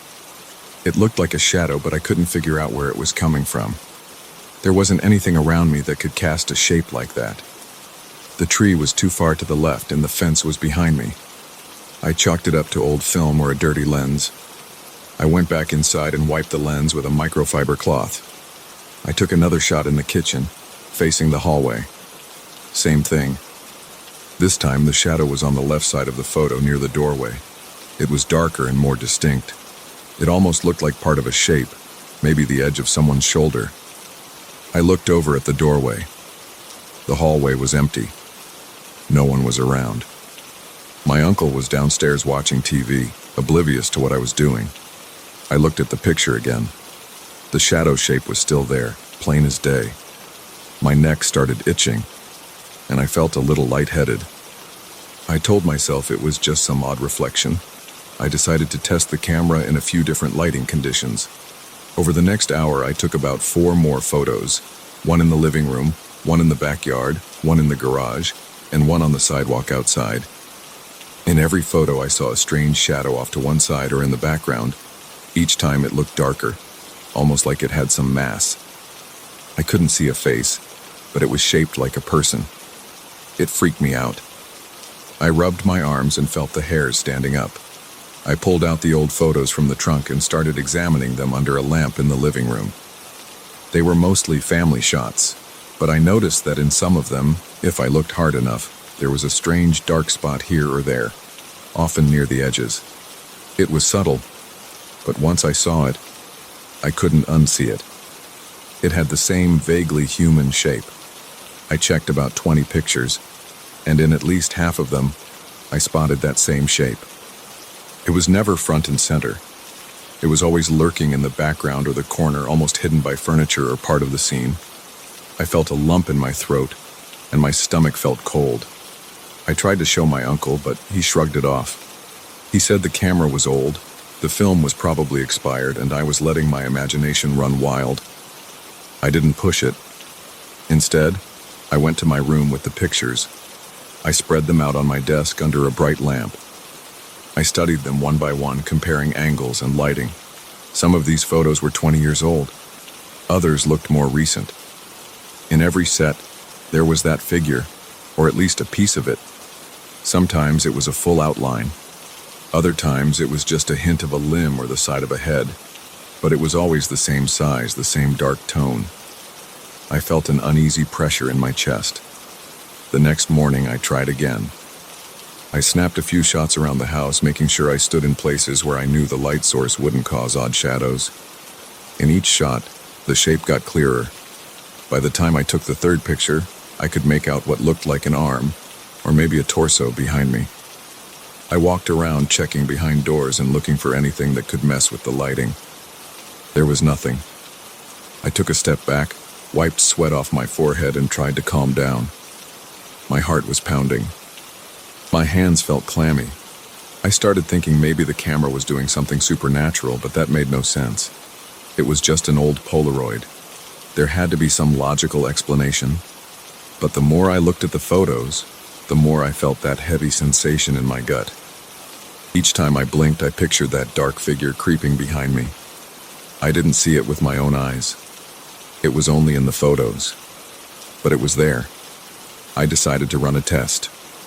I used my phone's camera to take a picture of the exact same scene. I placed the Polaroid on a table, framed the same spot with my phone, and clicked. The phone picture showed nothing unusual. The Polaroid showed that same shadow leaning around the side of a chair. My hands shook. I dropped the Polaroid photo on the floor and had to pick it up. I felt my heart thudding against my chest wall. I called a friend over that afternoon just to have another set of eyes. I didn't say why. I just said I wanted to show him something in my uncle's house. When he arrived, we went into the living room. I laid out the Polaroids on the coffee table. He looked them over, frowning. He said it looked like a glitch or maybe a smudge on the lens. I told him I cleaned the lens. He shrugged. Then I asked him to stand in the room while I took a Polaroid shot and a cell phone shot of him in the same spot. We waited for the Polaroid to develop.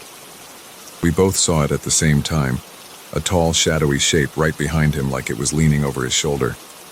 He yelped and jumped away. He spun around, looking at the empty air behind him. There was nothing there. He stared at me, his face pale. He grabbed his keys and said he had to go. He didn't give me a reason. He just got out of there. I didn't blame him.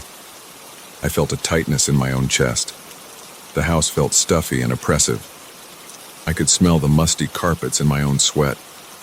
That evening, I flipped through the older photos again, the ones I'd taken from the trunk. I noticed that some people in the shots looked uneasy, even though they were smiling. One aunt had her hand on her shoulder like she felt something behind her. Another cousin was looking off to the side with a weird expression. Could they have felt it too? I turned on every light in the room because I felt on edge, like something might be just out of my sight. I kept checking over my shoulder. Every time the floor creaked, I jumped. My uncle was downstairs, clueless. He was probably cooking or watching TV. I didn't tell him how freaked out I was because I didn't think he'd believe me. He'd just laugh it off or say I was being paranoid. That night, I barely slept. The air felt thick. I kept thinking about that figure. When I finally dozed off, I had unsettling dreams that involved dark corners and shifting shapes. I woke up every couple of hours, sweating and breathing fast. I didn't want to take another photo, but I felt compelled to. I needed to see if the shadows changed again. So early the next morning, I decided to go outside. I walked around the house to the backyard. The sun was bright, and there were no large trees or fences close enough to cast weird shadows. I lifted the Polaroid, aimed it at the back door, and took one shot. I waited until it developed. My stomach churned when I saw it. The shape was bigger now, almost like it was standing a few feet away from me.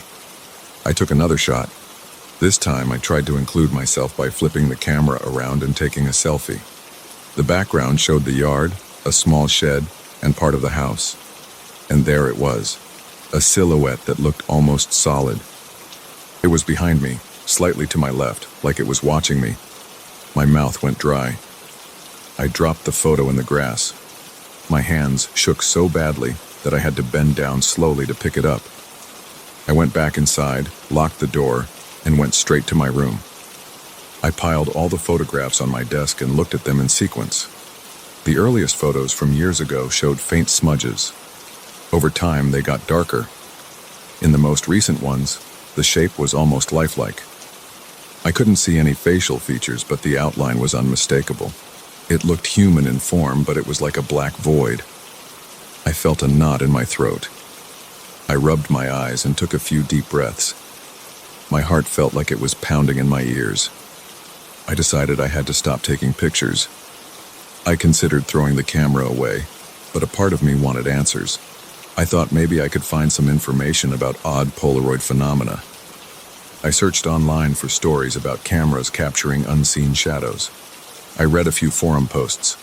Some people claimed they had weird experiences, but nothing sounded exactly like what I was dealing with. My eyes felt dry from staring at the screen. My back ached from tension. I kept glancing at the door, half expecting to see that shape in real life, but it never appeared in normal vision. It was only in the photos. By late afternoon, I was exhausted, but I couldn't sleep. I could barely eat. My stomach was too twisted in knots. Every time I thought about the next photo, I got a fluttering feeling in my gut. I told myself not to do it, but around sunset, I finally broke down. I grabbed the camera and pointed it at the hallway outside my room. I took one picture. As the image appeared, I felt like I was holding my breath. When the chemicals finished developing, I saw a tall, dark outline in the hallway, turned slightly in my direction. My legs felt weak. I sat on the floor, leaning against the wall. The hallway was empty in real life, but the photograph showed otherwise. The shape looked closer than ever. I noticed a prickling sensation on my arms, and I realized I was shivering even though it wasn't cold. I stared at that picture for a few minutes, trying to steady my breathing. My thoughts were racing, but they were simple thoughts. This is so messed up. What am I supposed to do? I felt alone with this. I set the photo down and crawled onto my bed. The spring squeaked and I lay there staring at the ceiling. I could hear the distant hum of my uncle's TV downstairs. I swallowed hard. My throat felt dry. Eventually I sat up, packed the camera and all the photos into a bag and zipped it shut. I didn't know where I would store it or what I'd do with it, but I didn't want it lying around in plain sight. I had this overpowering sense that I needed to distance myself from it. My hands trembled as I sealed the bag. I walked downstairs. My uncle was dozing off in his recliner. I could see the TV flickering. I told him I was heading out for a while, maybe to clear my head. He didn't look away from the TV, just nodded. I left the house, went to my car, and placed the bag in the trunk. I locked it. Then I just sat in the driver's seat with the engine off, thinking about nothing and everything at the same time. I felt a tightness in my chest. My pulse throbbed in my neck. I checked the rearview mirror, half expecting to see a shape behind me. Of course, there was nothing.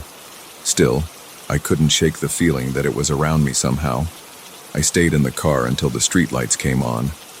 After a while, I turned on the ignition and drove. I didn't know where I was going.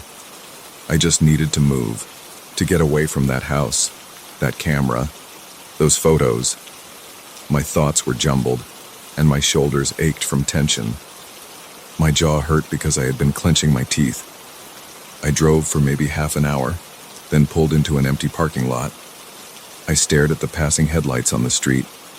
I thought about tossing the camera in a dumpster or leaving it by the side of the road, but a weird sense of responsibility stopped me. I didn't want someone else to pick it up and start seeing those shapes. I felt stuck. Eventually, I decided to head back. My uncle was still in the recliner, snoring lightly. I went upstairs, shut my bedroom door, and sat on the bed. I thought about what I'd seen, the constant presence of that shape in every photo, the way it was always closer to the subject over time. I couldn't prove anything, but I knew what I saw. The shadows in those old family photos weren't random. That shape was always there, lingering at the edges. Now that I had started taking new pictures, it seemed to grow bolder, more defined. I had no idea what it wanted or why it was showing up, but I knew it was real, at least in some sense. I'm still not sure what to do next. I'm not taking any more pictures. I don't plan to look at the old ones again. Right now, the camera is locked away where I can't see it. I can't shake the feeling that the shadows are still around, whether I photograph them or not. But I'm trying to put it out of my mind. I can't ignore what's there in black and white, though. Every time I close my eyes, I see that silhouette. It's right behind me, just out of reach, waiting for me to take another photo. And I won't. I don't think I can handle seeing it any clearer than I already have. So that's my story. I found an old Polaroid. I took some pictures, and now I know there's something lurking in those images, something that's been around my family for a long time. It's enough to keep me from ever snapping another shot again.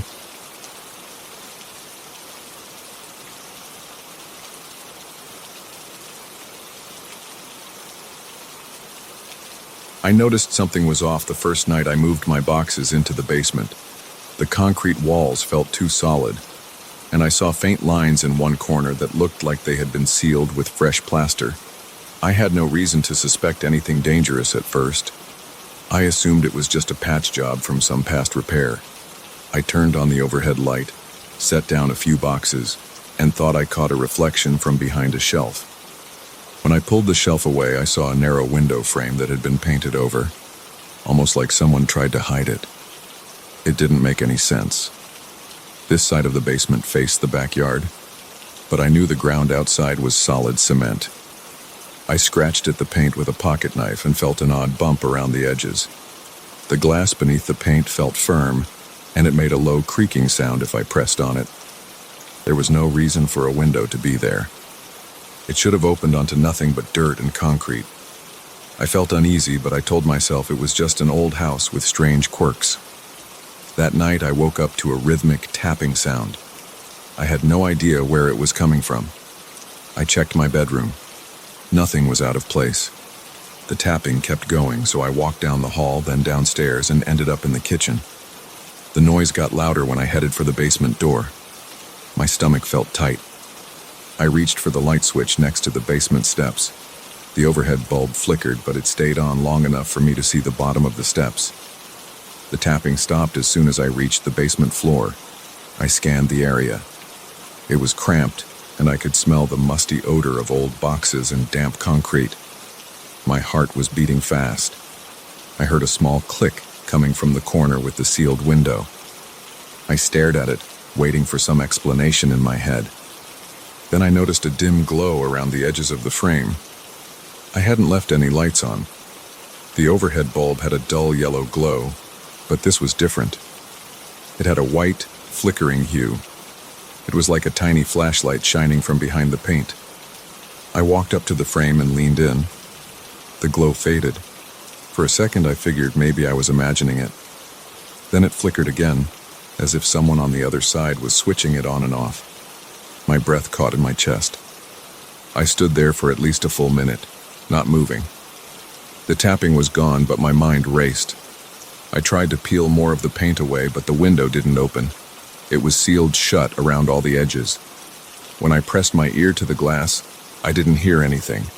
The window felt cold, like a refrigerated surface, but the temperature in the basement wasn't that low. I went back upstairs, feeling unsettled. I locked the basement door. I tried to convince myself it was an electrical quirk, maybe some reflection off a neighbor's light, though that made no sense with the window's location. Still, I went to bed. The next day, I took a closer look at the outside wall. The part of the yard where the window should have opened was covered by a thick concrete foundation. There was no sign of any cutout or old window well. It was a solid gray expanse. I knocked on the surface. It sounded dense. There was nowhere a window could fit behind that. I shook my head, turned around, and decided I would ignore it for now. I had things to do, and the idea of a hidden window felt like a strange bonus quirk of an older house. That evening, I was reading in the living room when I heard a metallic clatter from below. It sounded like someone slammed a metal object on concrete. I put down my book and stared at the floor. I wondered if a pipe had burst or if some tool fell off a shelf. I wasn't even sure I had any metal tools down there yet. My hands felt unsteady as I opened the basement door. I flipped the switch and the light stayed on this time. As I walked down, I heard something scrape across the floor. I took slow steps, trying not to make noise. I felt short of breath. When I turned the corner, I saw the sealed window. A faint glow pulsed behind it, like a slow heartbeat. Every pulse lit up the edges of the frame, then faded. It made the basement look more cramped. My skin prickled. I walked over and stared at the glass. The paint was chipped around most of the edges now, and I could see more of the window's surface. It was dirty and had streaks from the inside, almost as if something had wiped at it. I tapped on the glass with a finger. The pulse of light stopped for a second, and the scraping noise came again from behind the window. I leaned closer. Something moved on the other side. I didn't see it clearly, but I felt motion like a shape shifting in the darkness. I jumped back, startled. My heart pounded. I steadied myself by breathing slowly. My mind raced with questions. What could be on the other side? The outside was just concrete. I noticed my hands were shaking. I walked to my workbench and picked up a small screwdriver. I tried to pry the frame away from the wall, but it wouldn't budge. I ran the tip of the screwdriver around the seam. The wood was old but firm. I felt a cold draft against my fingers. It didn't make sense. The basement wasn't freezing. That cold breeze had to come from somewhere. I stepped back, rubbed my eyes, and decided to leave the basement. My nerves were shot. Before I left, I took one last look at the window. It stayed dark, but I sensed something behind it. For the next few nights, I heard random noises. Clicking, tapping, low scraping sounds. They never lasted long, but they always started late, around midnight. My appetite disappeared and I had trouble sleeping. My head felt heavy from the lack of rest. I tried ignoring the sounds, but they got louder, like something was drawing me down there on purpose. When I finally gave in, I found the window glowing each time. It was getting clearer. More paint had chipped off, or maybe the paint was thinning on its own. I saw shapes behind the glass, but I couldn't describe them. They looked like twisted shadows. Sometimes the light blinked in short bursts, making the shadows jump. Other times the light stayed steady, revealing outlines that looked too large to be reflections of anything in my basement.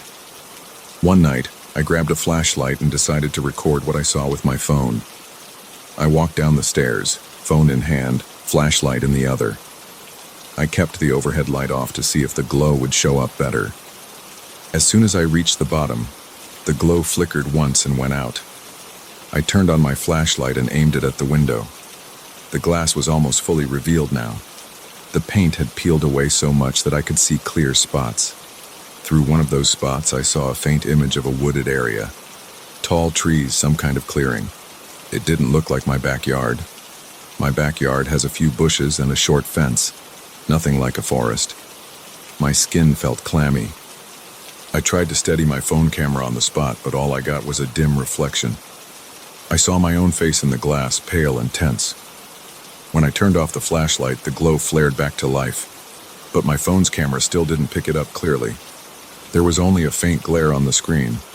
I felt a sudden headache, like a pressure behind my eyes. I left the basement after a few minutes, my heart thudding the whole time. A few days later, I was lying in bed, half asleep, when a loud thump woke me. It felt like it came from the wall beneath me. My bedroom is directly over the basement corner, where the window is. I sat up, heart pounding, and listened. Another thump, followed by a scraping sound, reached my ears. I got out of bed, threw on some sweatpants, and forced myself to walk down there again. I was tired of feeling like a prisoner in my own house. My legs were shaky.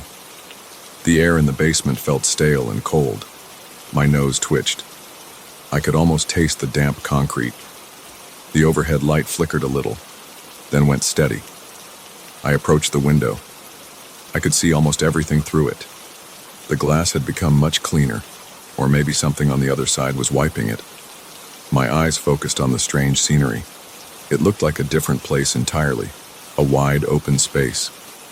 The thumping sound resumed, and I realized it was coming from behind the glass. Something was hitting it, testing its strength. I pressed my ear to the window. I could hear a faint rustling noise, like branches swaying. Then I heard a dull scrape, like claws on wood or maybe nails on glass. My mouth felt dry. I backed away, never taking my eyes off the pane. That was the first time I realized something was trying to get in. I felt an overwhelming sense of dread. My mind was spinning with fear. My chest felt tight and a cold sweat beaded on my forehead.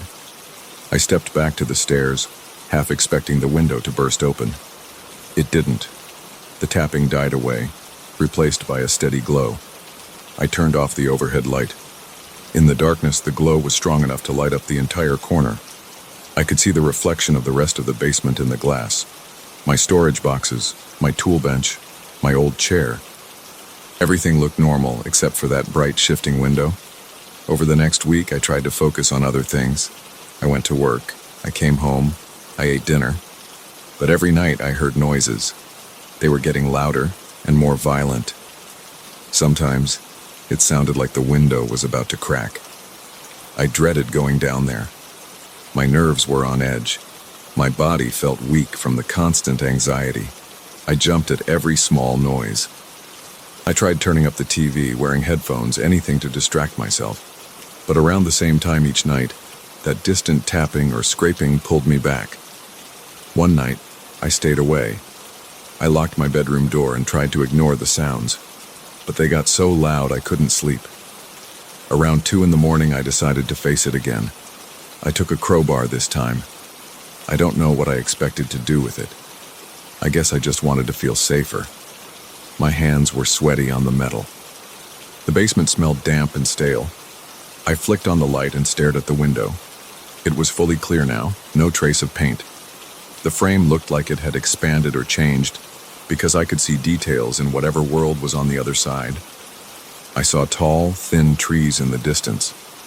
The sky looked darker than night, but it wasn't black. It had an unsettling gray shade, almost colorless.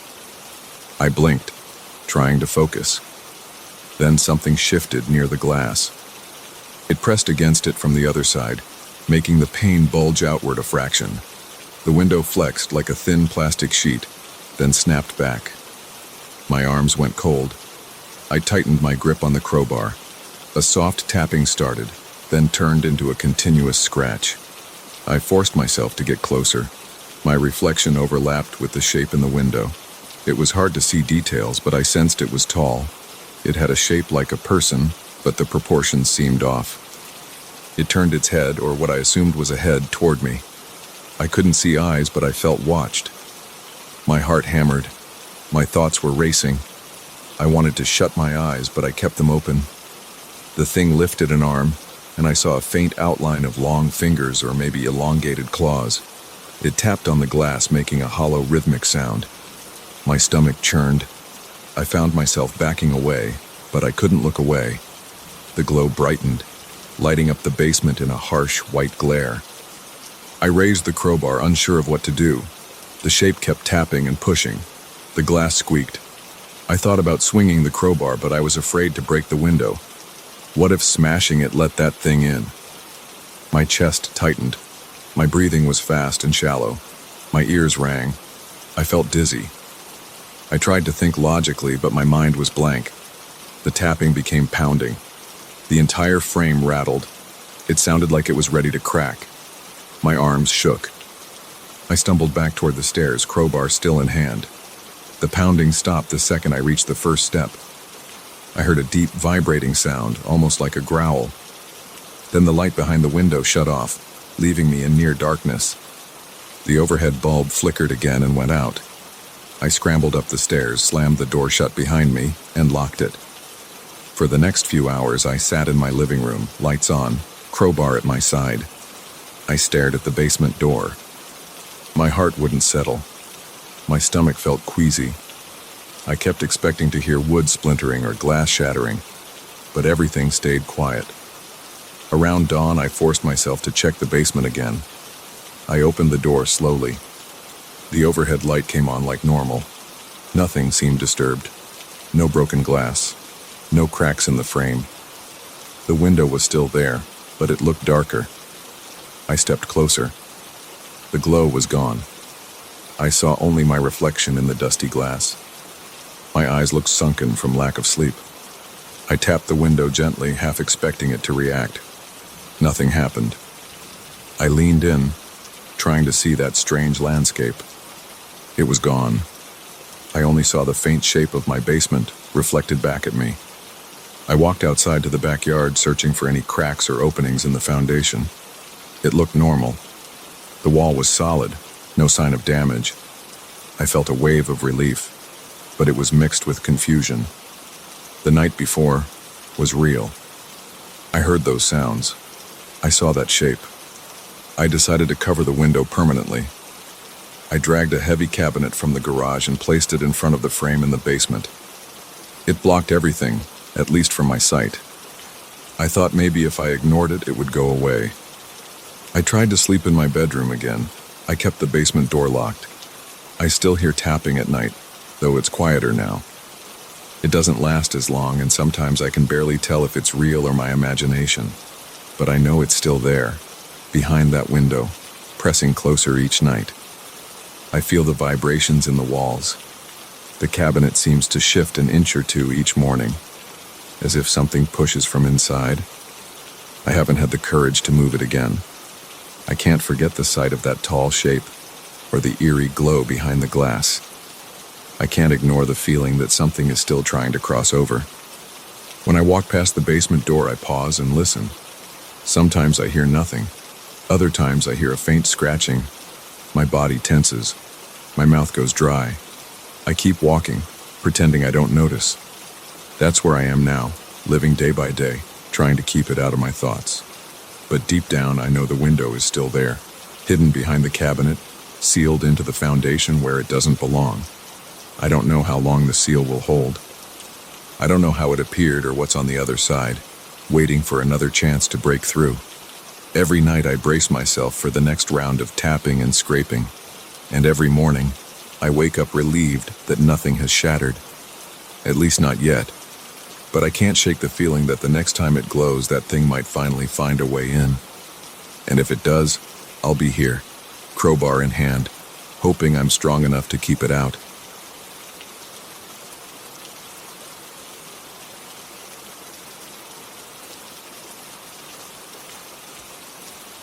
I still remember the exact moment I saw that figure for the first time. It was almost midnight, and I was driving on an empty stretch of highway. The sky was clear, but the darkness around me felt heavy. My hands were tight on the steering wheel, and the only sounds I heard were the hum of the car engine and the faint rush of wind against the windows. Then, out of nowhere, I noticed movement near the row of streetlights lining the roadside. Something pale darted across my field of vision.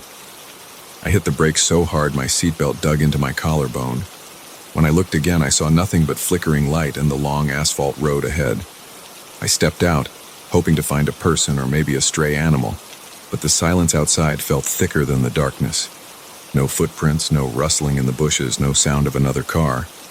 Just me, my car, and the faint buzzing of the streetlights. I stood there for a minute, my pulse thudding in my ears. Then I got back in, shook off my nerves, and drove away. But I couldn't stop replaying that moment in my head. The next day I tried to brush it off. I told myself it could have been exhaustion or my eyes playing tricks. I went about my morning routine, ate a quick breakfast, and tried to stay busy. But that night I decided to drive the same route again. I claimed it was a shortcut, though I knew it wasn't. I just wanted to confirm I hadn't imagined the whole thing. I felt a knot in my stomach as I passed the same stretch of highway. My eyes flicked from one streetlight to the next, waiting to see that shape. And then it happened again. This time the figure appeared a bit closer. It moved fast, almost gliding from one pool of light to the next. It was translucent, or at least partially see-through. It had the outline of a person, but I couldn't make out any details. No face, no clothes, just a shape. It vanished as soon as I slowed down. I pulled over and grabbed my phone. I opened the camera and pointed it at the place where I'd seen the figure. The phone's screen showed nothing but darkness and the slight glow from the streetlights. My heart pounded, and my mouth went dry. I walked up and down the side of the road, hoping to catch any sign of a presence. Footprints, a breeze, something. I heard my own breathing. The longer I stood there, the more I felt like I was being watched, even though I couldn't see anyone. After a while, I gave up and drove home, my head buzzing with the memory of that shape. I couldn't get rid of the image. That was when my obsession started. I told myself I needed proof. I planned to record everything the next time it appeared. So the following evening, I set up a small camera on my dashboard and used my phone to take notes. I spoke into the phone, describing the route, the time, and what I expected to see. My voice sounded shaky, even to me. I stayed vigilant, scanning every shadow and every flicker of light. But that night, nothing showed up. I drove all the way to the next town and back. Not a single sign of the figure. I reviewed the footage later, and it was just me cursing under my breath whenever I hit a pothole. I tried again the next night. Same gear, same plan, same lack of results. The figure didn't appear at all. 3 more nights went by with no sign. I started doubting myself. Maybe I really had imagined it. Maybe I was under too much stress.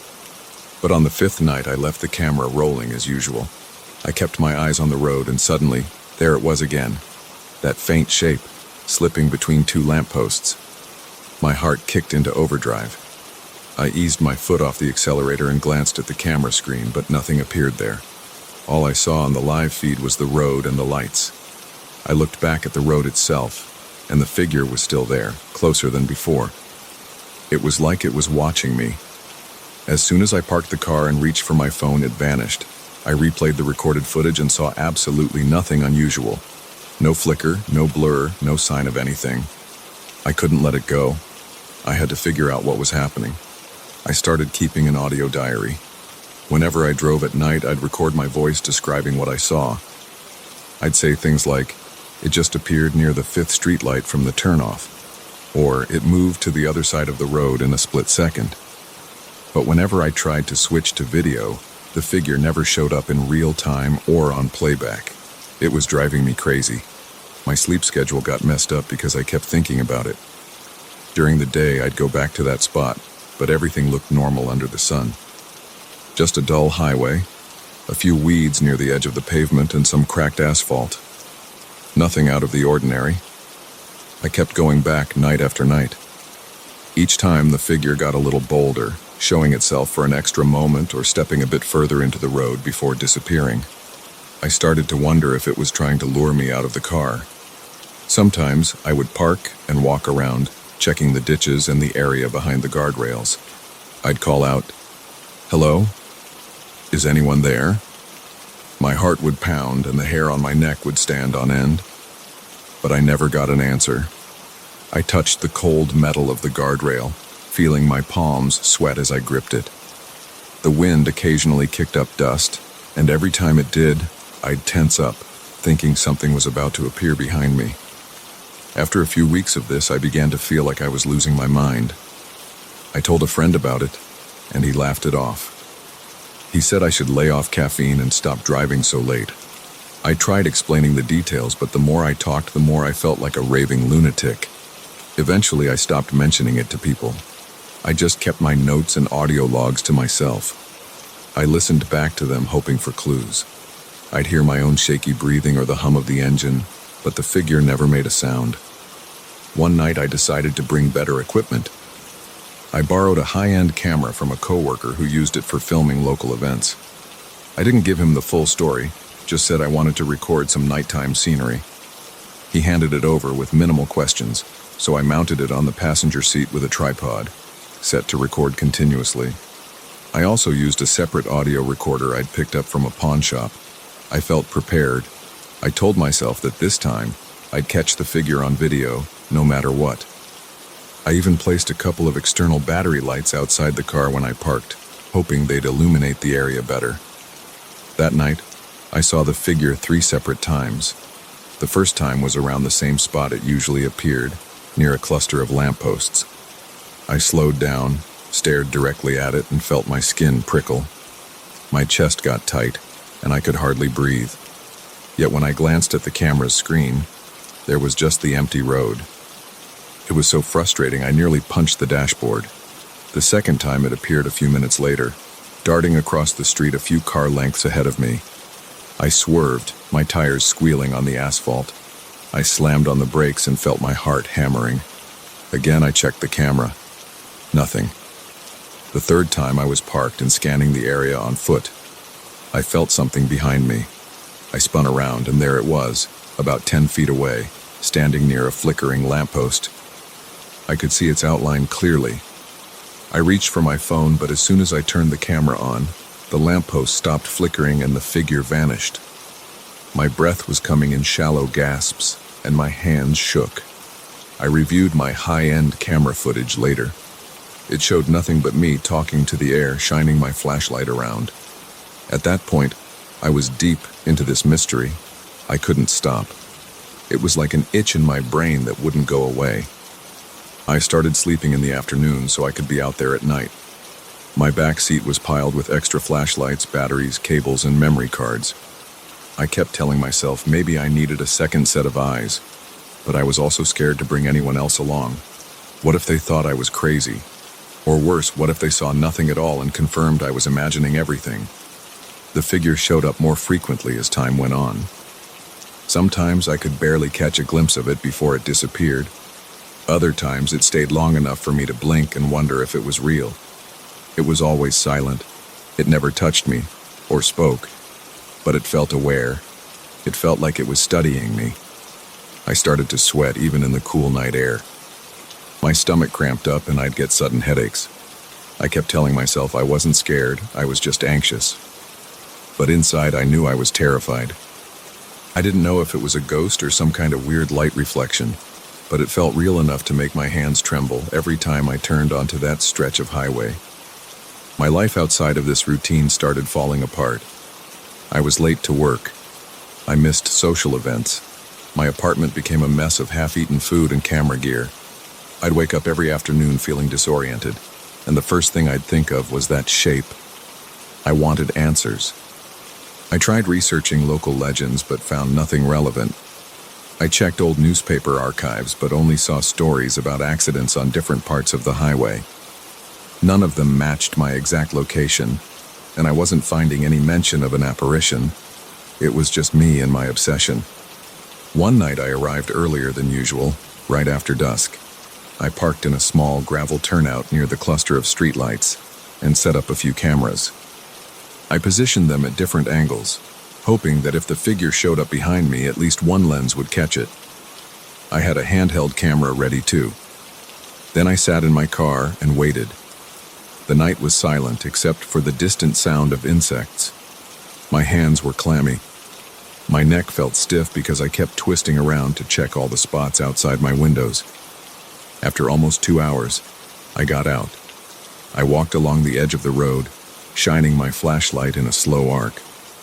My heart pounded with every step. When the figure finally appeared, it was closer than ever. I froze.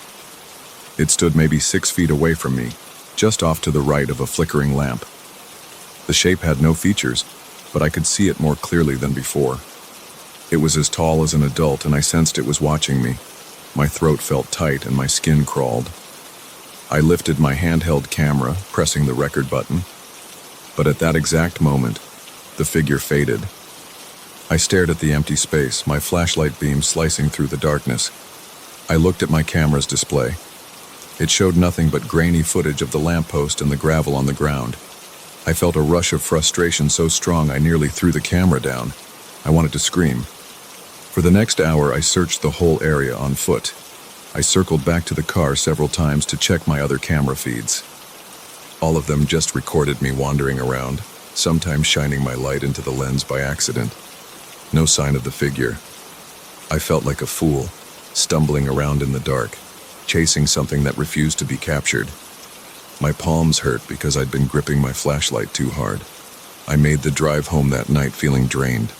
My chest felt hollow and I was shaky from the adrenaline. The next day, I called in sick to work. I lay in bed staring at the ceiling, replaying the night's events in my mind. I knew I'd have to go back. It wasn't even a question. I needed a breakthrough, proof that I wasn't hallucinating. In some twisted way, I wanted confirmation that this thing existed. That evening, I packed an overnight bag, deciding I'd stay out on that stretch of road as long as it took. I arrived around 9 p.m.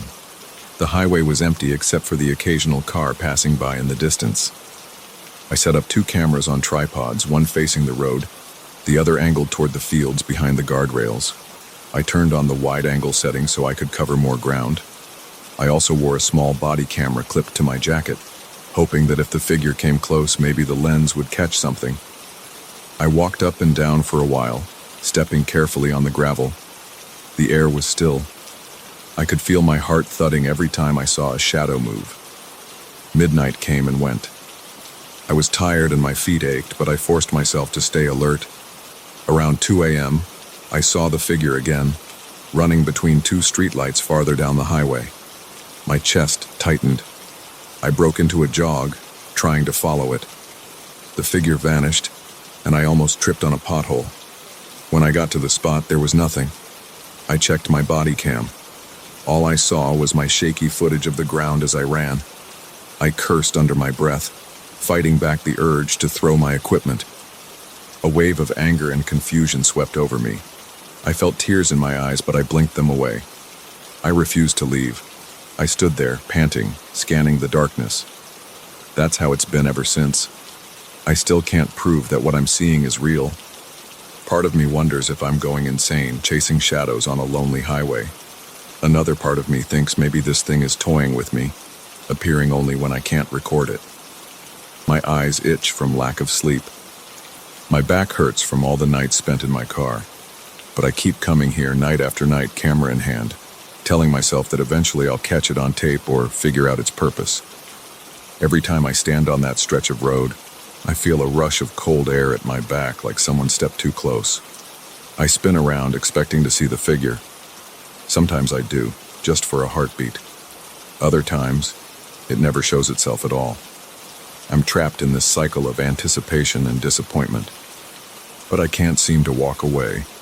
I can't ignore the memory of that translucent shape gliding between the streetlights, beckoning me further into the darkness. And so I keep coming back, hoping that one night I'll find a way to break this spell. Until then, I'll be here on this lonely road, chasing a silent shape that refuses to be recorded, wondering if it's real or if I'm just losing my mind.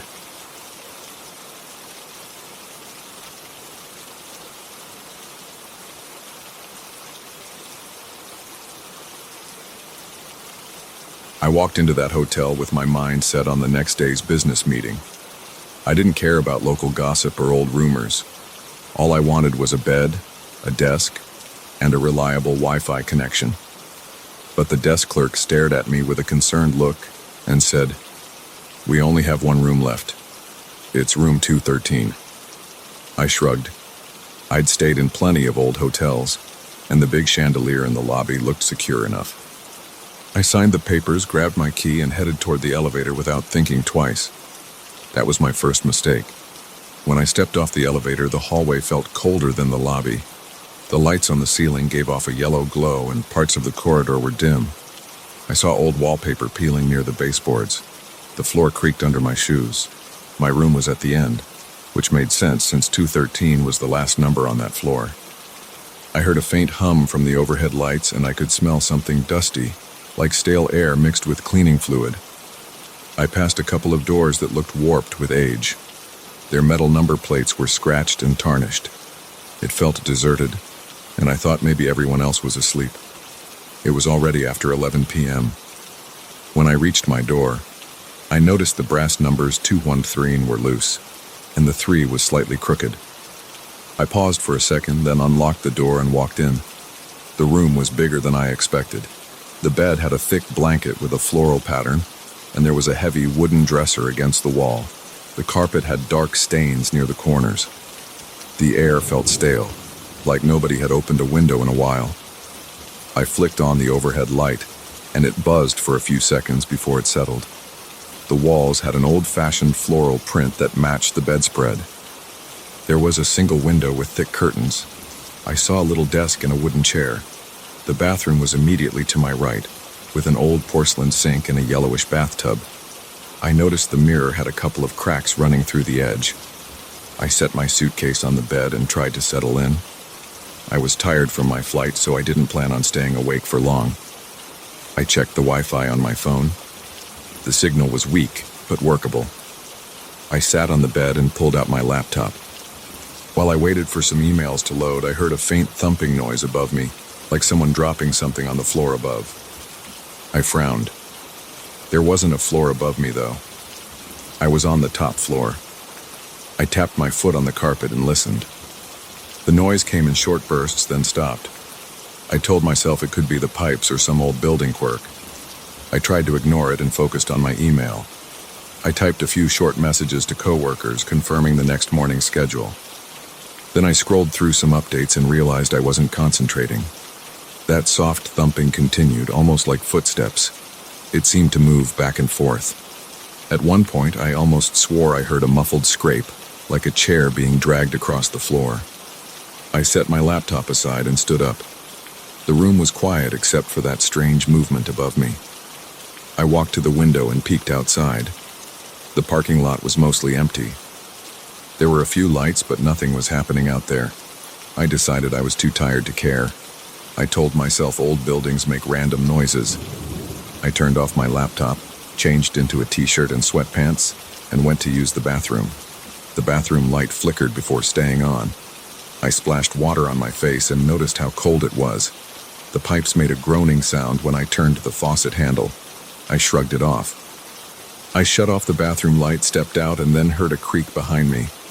The door slowly moved on its own, closing halfway. I felt a small chill run down my arms. I reached out and pulled the door open again, then let it rest in its original position. It stayed put. I got into bed and turned off the main light. A dim lamp on the nightstand cast long shadows across the floor. I tucked myself in and tried to sleep. The footsteps above me died down after a while, or maybe I just got used to them. My eyes grew heavy. Sometime later, I jolted awake. I wasn't sure how long I'd slept. I fumbled for my phone and saw it was almost 2 a.m. My heart pounded in my chest, and I wasn't sure why. Then I noticed the bathroom light was on. I was certain I had turned it off.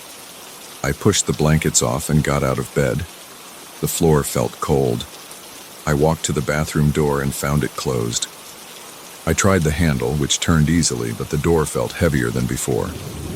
Once I pushed it open, I saw the faucet running at full blast.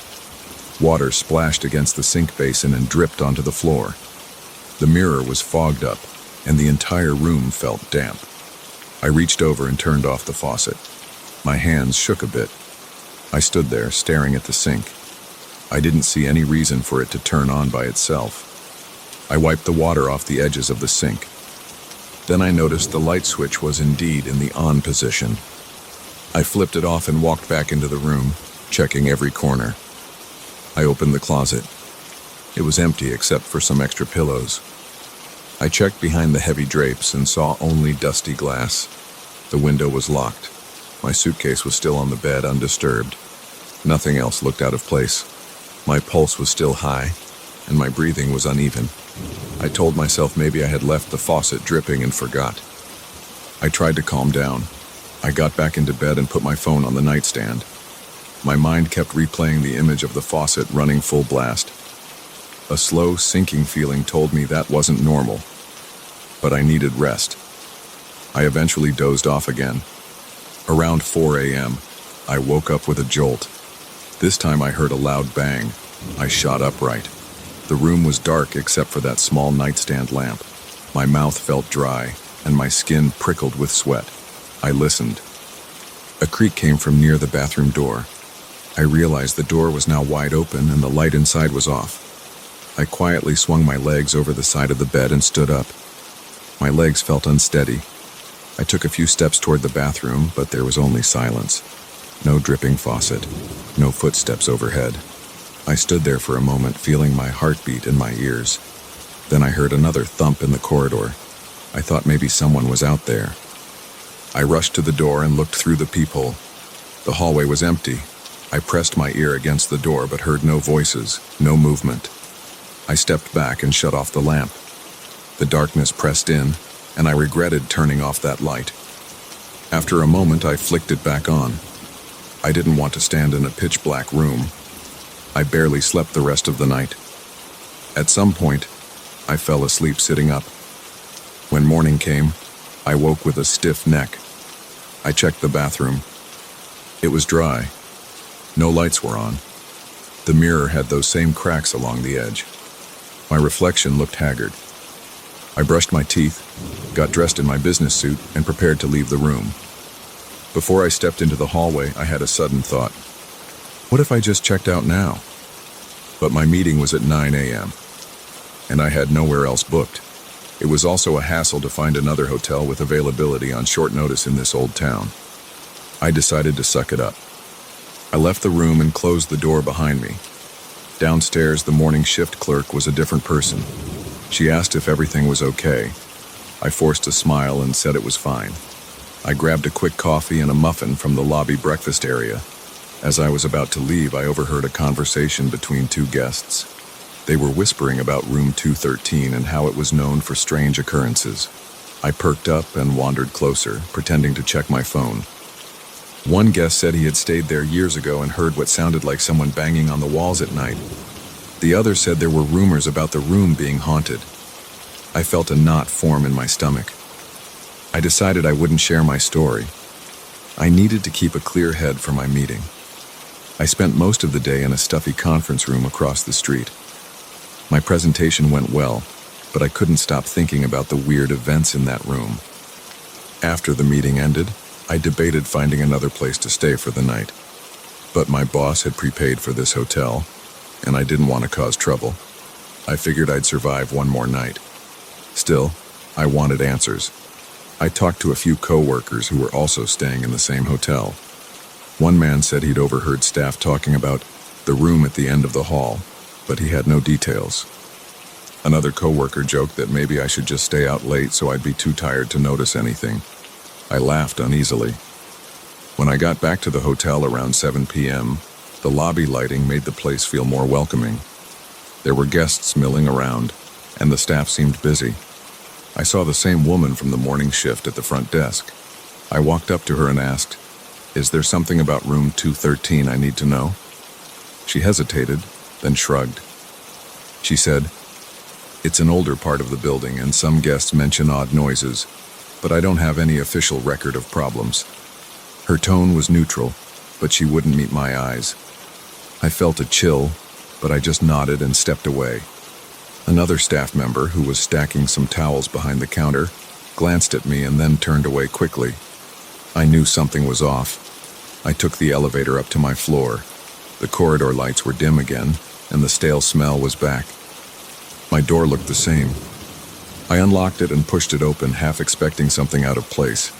The bed was made, the garbage had been emptied, and the window curtains were drawn. The old, musty smell hung in the air. I sighed, dropped my briefcase near the desk, and loosened my tie. My phone buzzed with a text from a coworker asking about dinner. I decided to meet him in the hotel's small lounge area. I spent about 2 hours downstairs, drinking a couple of beers and talking about work. When I mentioned the weird noises I'd heard, my coworker shrugged. He said, "This place is old, man. Maybe the floors just creak." I nodded and laughed, trying to brush it off. Still, a small part of me felt uneasy. Around 10 p.m., I walked back to my room. I considered just calling it a night. I was tired, and I planned to leave early in the morning. My flight was at noon, but I wanted to check out by 9 a.m. Inside the room, I flipped on the main light. It buzzed for a few seconds, then settled into a faint flicker. I turned on the TV for some background noise. There weren't many channels, so I left it on a local station. I sat at the desk and started typing up some notes on my laptop. About 30 minutes passed without incident. Then the overhead light started flickering more intensely. It made a quick zapping sound and then went dark. The TV screen faded into static for a second before returning to normal. I walked to the light switch and tried flipping it off and on. Nothing happened. The bulb had burned out. Great, I thought. Now I had to rely on the lamp by the bed, which gave off a weaker glow. I sat back down at the desk, relying on my laptop screen for more light. A few minutes later, I heard a shuffle behind me. It was a soft, scraping noise. I froze, my hands hovering over the keyboard. The TV volume was low and the lamp on the nightstand didn't brighten much of the room. I turned around slowly. The bathroom door was open, and the interior was dark, but I got the sense something was different. I stood up and took a few steps toward the bathroom. My pulse raced, and I felt a weird prickling sensation along my arms. When I reached the doorway, I flicked the bathroom switch. The light flickered. Then I heard a sudden rush of water. The faucet turned on by itself, blasting water into the sink. I stepped back, my heart hammering. The handle was twisting on its own, or at least it looked that way. I reached out and grabbed the handle. It felt ice cold, and I forced it down. The water stopped. I stood there breathing heavily. My shirt was damp from the splash. I took a step back into the main room. Then I heard a creaking sound directly overhead. It moved across the ceiling like someone pacing. A quick set of thumps followed, then a scraping noise. I clenched my fists and looked up, but I only saw the old ceiling. Dust floated in the faint light from the lamp. At that moment, I told myself I wasn't staying here another minute. I grabbed my suitcase, started throwing clothes inside, and zipped it shut. I packed my laptop. My hands were trembling, and I felt a knot in my stomach. I kept thinking about how there was no room above me. That was the top floor. Yet I kept hearing footsteps. I didn't want to see what else would happen in the middle of the night.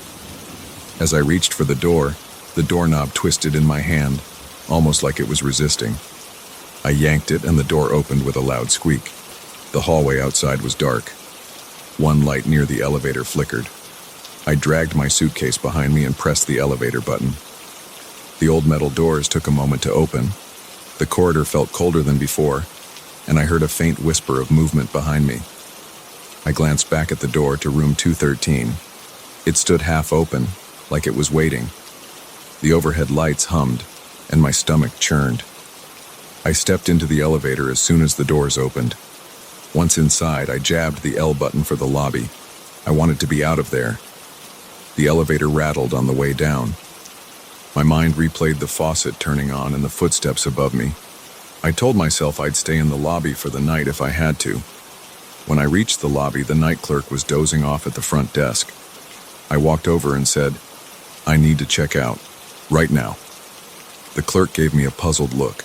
He said, "Our system might not be able to process that until morning." I said, "I'll pay cash. I don't care. I'm not staying here another minute." He eyed me for a second, then started typing. It took a while for him to figure out the system. While he did that, I heard footsteps behind me. I turned around, but nobody was there. The air felt thick, like a storm was coming. The clerk sighed and finally said, "You're good to go, but you won't get a refund for tonight." I didn't care. I slid my card over. He processed the payment. While I waited for the printer to spit out a receipt, I noticed a slight flicker in the lobby lights. The big chandelier above the front desk swayed. The desk clerk glanced up, then looked at me with a nervous expression. I grabbed my receipt and nodded a quick thanks. I left the building without looking back. Outside, the air felt chilly. I rolled my suitcase toward my car, which was parked in a dimly lit corner of the lot. My hands were shaking. I got in, slammed the door, and locked it. The engine started on the first try, and I backed out of the space. In my rearview mirror, I saw the tall silhouette of the hotel behind me.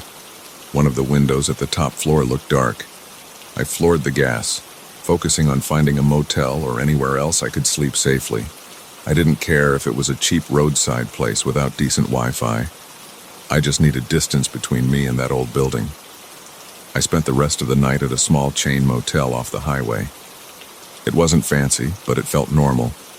No flickering lights, no footsteps above me, no faucets turning on by themselves.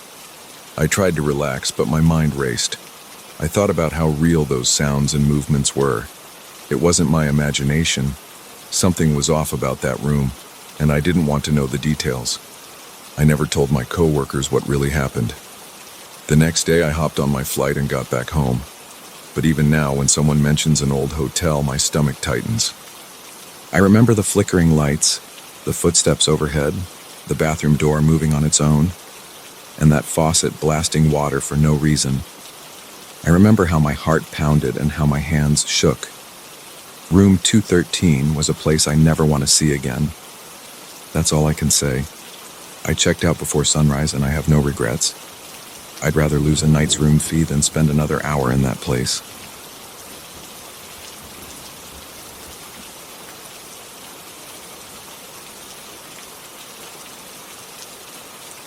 I inherited a painting last month from a distant uncle I barely knew.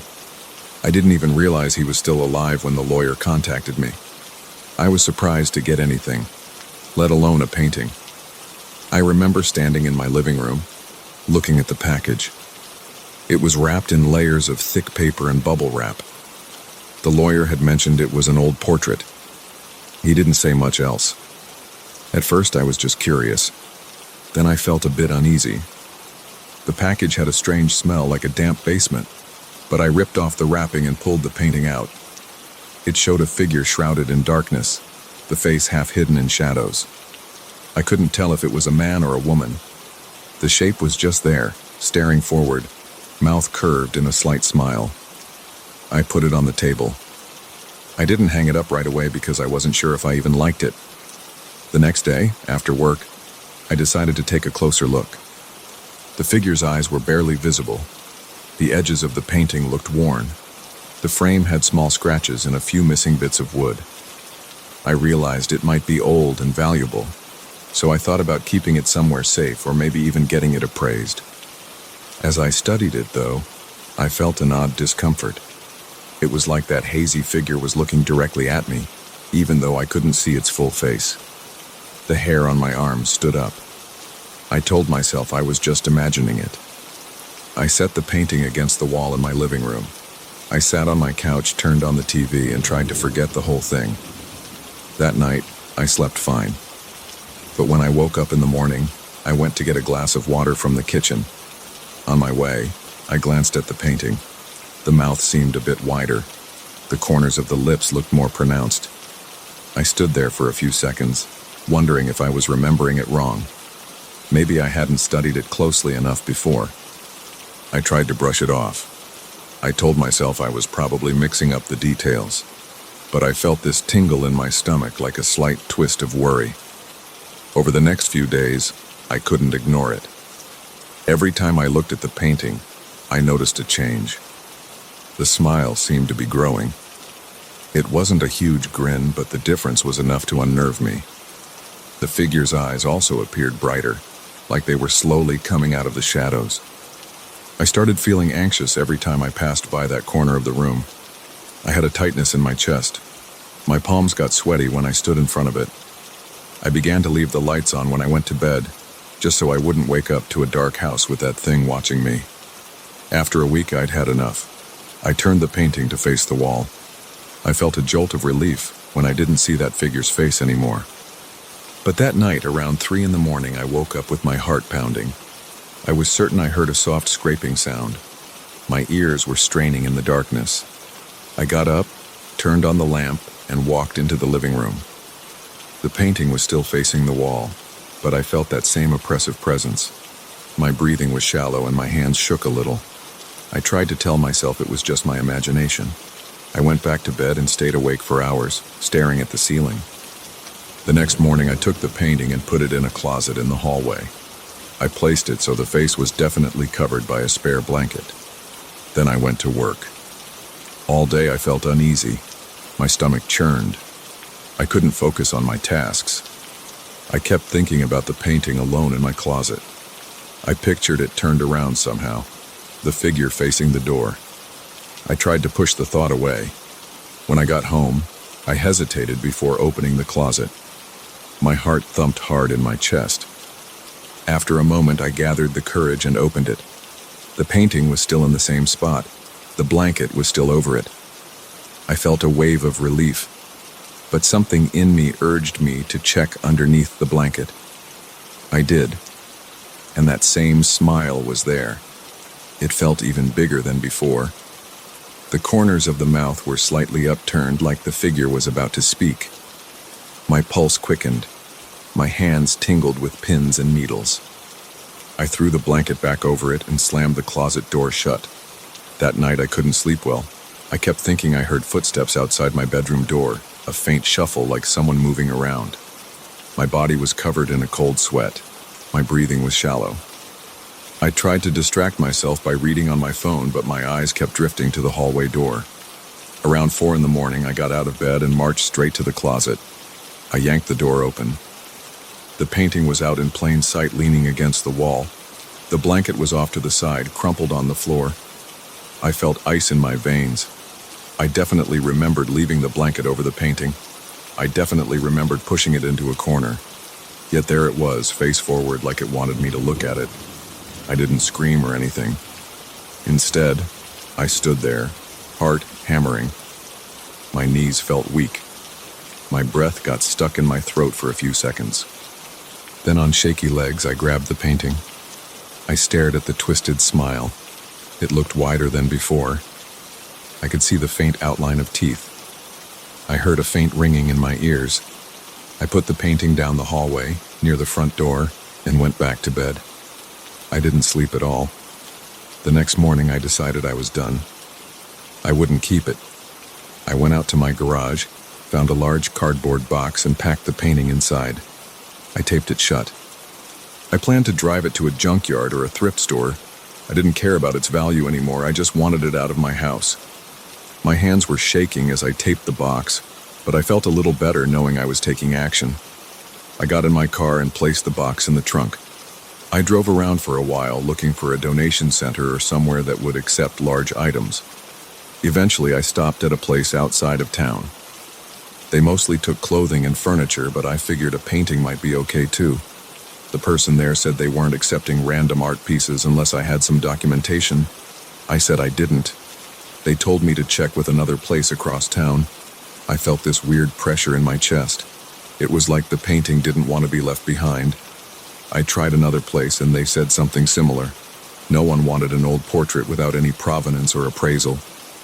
I gave up and drove home. My head was pounding. I parked in the driveway.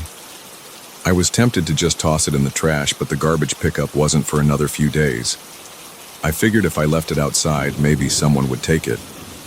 So I placed the box next to my driveway. Then I went inside. I tried to keep my mind off of it by washing dishes and cleaning my living room. I avoided looking at the spot where the painting used to stand. A few hours later, I heard a rustling sound outside. I looked through the window. The box had fallen over, the tape was peeled back, and I saw part of the frame sticking out. The wind didn't seem strong enough to do that, but I tried not to dwell on it. I opened the door and stared at that box for a minute. Then, feeling tense, I walked outside, closed it up again with fresh tape, and left it there. Night came. I felt jumpy and on edge. Every little noise in the house made me flinch. I tried to watch a movie to distract myself, but my mind kept drifting to that box outside. Eventually, I decided to check. It was around midnight. I opened the door, stepped onto my porch, and looked at the driveway. The box was gone. There was no sign of it anywhere. I felt a rush of relief. I actually smiled. I thought maybe someone took it, maybe some trash picker or a curious passerby. I went back inside and locked the door. I slept better that night.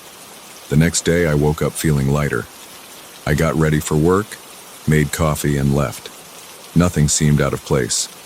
I almost forgot about the painting by the time I got off work. But when I came home, I noticed something strange. My front door was slightly open, just a crack. I was sure I'd locked it. My heart hammered. I walked inside, flicking the lights on. My entire body tensed. There was the same box sitting in my living room, taped up. The floor around it had small scratches like someone dragged it inside. I could barely breathe. My mouth felt dry. My hands shook as I set my keys on the counter. I knelt down and pulled on the tape. It came loose with a sharp sound. The painting was right there. The figure was clearly visible. The smile looked bigger than before. The shadows around the face seemed lighter, revealing more details. The hair hung close to the forehead. The eyes looked more defined. I almost dropped the painting. I could feel my heartbeat in my ears. I smelled that musty odor again, like stale air in an old cellar. I put the painting back in the box and sealed it shut, pressing the tape down with all my strength. I called a friend and told him I had something weird in my house. I didn't go into detail. I just said I needed help moving it somewhere else. He said he could come by in a few days, but he was busy right now. I hung up and felt this awful crawling sensation on the back of my neck. I decided to keep the box in my garage until my friend could help. The entire time I was moving it, I felt like I was being watched. My arms were covered in goosebumps. My stomach churned. I put the box in the far corner of the garage and leaned some old furniture against it, hoping that would keep it out of sight. I tried to go about my normal routine. I watched some TV shows. I heated up leftover food. I turned on some music, but I kept the volume low. I didn't want to drown out any sounds. Part of me was paranoid that I would hear that box moving again or hear something tapping on the garage door. I went to bed around midnight. I left the hallway light on. Around 2 or 3 in the morning, I woke up with my heart pounding. I was in a cold sweat. My shirt was damp. I sat up and looked at my bedroom door. It was open, and I was sure I'd closed it before sleeping. My throat felt tight. I swung my legs over the side of the bed and stood up. The house was silent. I could hear my own breathing. I crept out into the hallway, feeling like my legs were made of lead. I walked to the garage door. It was unlocked. I opened it. The overhead light was off, but the glow from the hallway spilled into the space. The furniture I'd stacked against the box was pushed aside. The box flap was open. The painting was resting against the wall, facing me. I flinched, stepping back. My heart raced and my mouth went dry. I grabbed the painting, not caring if I damaged it. I heard the wood of the frame creak. The smile on that figure was huge, like it stretched too far across the face. The eyes looked focused on me, like they were pointing right at mine. My breathing was ragged, my shoulders were tense, and my hands felt clammy. I carried the painting into the house, not sure what else to do. I felt dizzy, like I might pass out. I leaned it against the living room wall, face out. I don't know why I did that. I stood there staring at it, trembling. My arms felt weak. My skin felt cold. I couldn't think clearly. I wanted to get rid of it, but I'd tried that. I tried giving it away. I tried leaving it outside. It always came back. My head started pounding. I felt panic rising, like I couldn't catch my breath. I looked around and realized I had no clear plan. I was stuck with this painting. My mind was blank except for one thought. I couldn't just live with this thing in my house. But I was too afraid to move it again. I ended up pacing the living room until the sun came up. Every time I passed by the painting, I felt those eyes following me. When dawn arrived, I opened the windows, hoping some fresh air would clear my head. The painting didn't move. It stayed there, that grin fixed on its face. The paint looked almost wet, but it was completely dry to the touch. I didn't hear any voices, I didn't see it shift in real time, but I sensed it. I felt it every second. Now, I keep the painting in a spare room with the door locked. I shoved it inside and slammed the door. I can't bring myself to destroy it. I don't even know if that's possible. Every so often I hear a tiny creak or a faint shuffle in that room. It makes my skin crawl. My friend is supposed to come in a few days, but I don't know what he can do. I can't think about anything else. My pulse races at the slightest noise. My neck is stiff and I'm always rubbing at my arms to stop the chills. I jump when the phone rings. I jump when a car passes by. I have no idea how this will end. All I know is that every time I see that painting, the figure's smile looks wider, and I feel less and less in control of my own home. I'm terrified and I can't escape it. It's here with me, and I don't know how to make it leave. I just pray it won't keep changing. But deep down I know it will, and I don't know what that smile will look like tomorrow.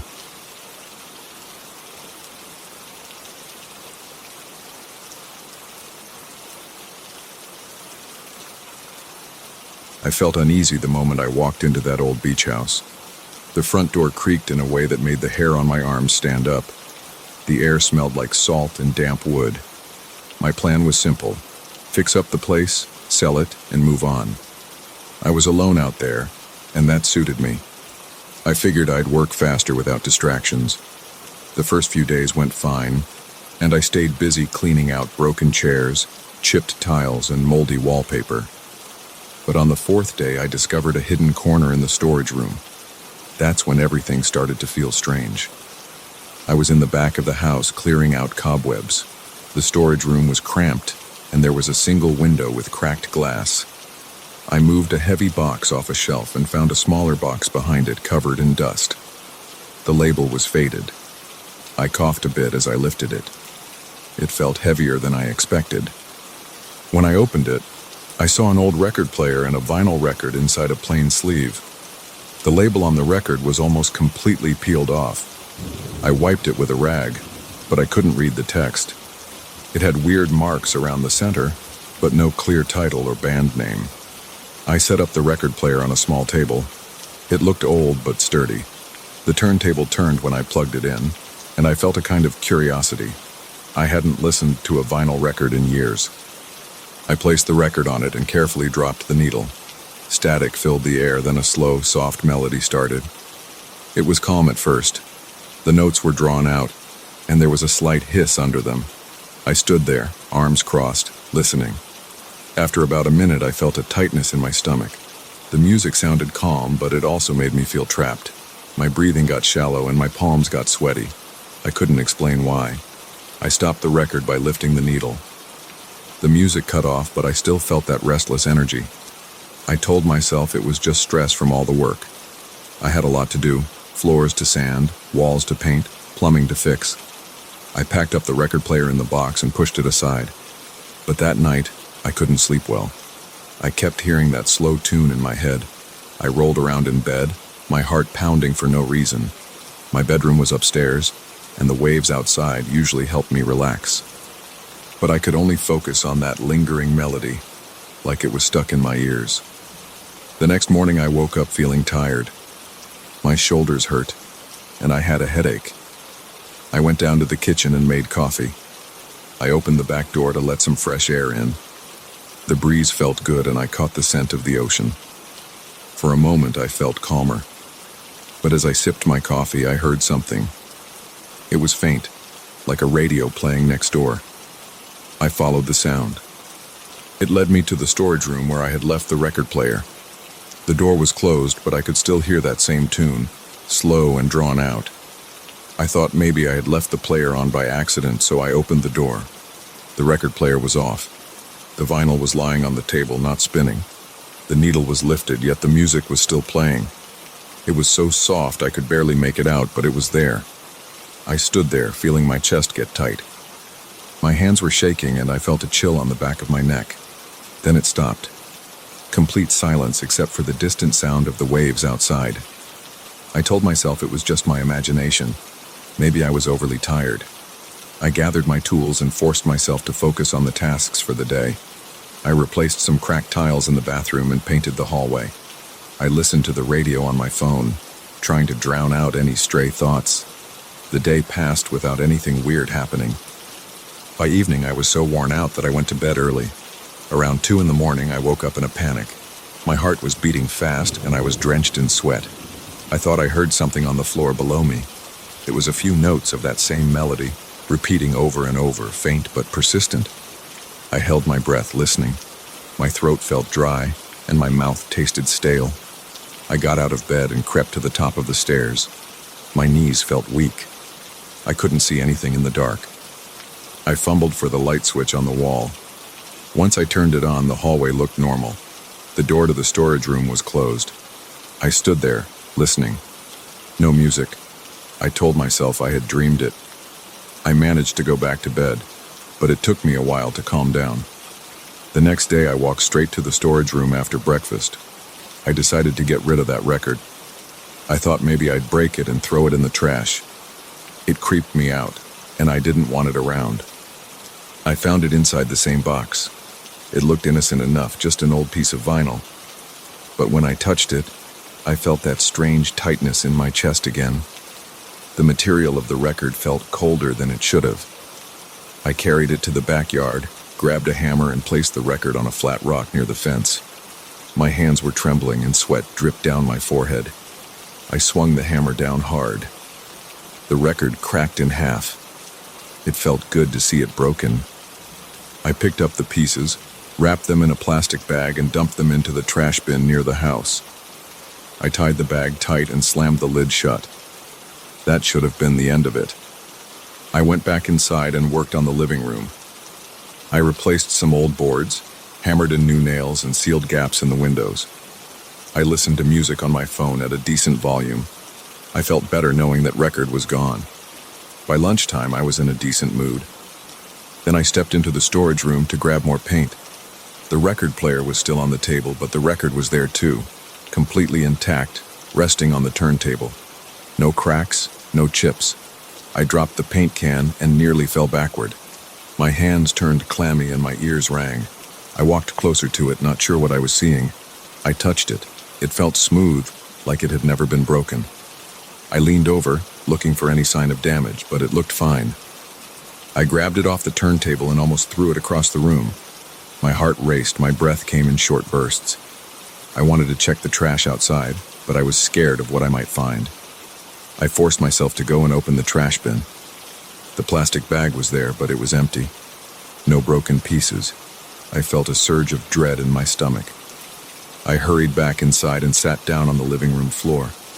I tried to calm my racing thoughts. My pulse was pounding in my ears. I told myself maybe I had lost it. Maybe I only thought I had broken it. but I remembered the hammer, the crack, and the plastic bag. I couldn't argue with that memory. That night, I couldn't relax. I kept checking every corner of the house. The wind outside sounded louder than usual, and the old windows rattled. I turned on all the lights, hoping that would help me feel less nervous. Around midnight, I sat in the living room and tried watching something on my phone, but I couldn't focus. My eyes kept drifting to the hallway that led to the storage room. My breathing was shallow and my muscles felt tense. The house was silent, but I was sure I'd hear that melody any second. I finally got up and went to that storage room again. I wanted to take the entire record player and the vinyl and throw them in the ocean. I turned the doorknob. The room smelled musty and stale. The single bulb overhead gave off a weak light. The record was still on the turntable. My fingers twitched as I picked up the player. It wasn't too heavy, but the vinyl started spinning on its own the moment I touched it. I tried to lift the needle, but my hand jerked back like I got a small shock. Then the melody started again, soft and slow. I could feel the vibrations in my chest, and I felt a wave of nausea rise up. I turned off the power switch, but the turntable kept spinning. I yanked the cord out of the wall. The turntable still turned. The music still played. My throat constricted, and I tried to swallow.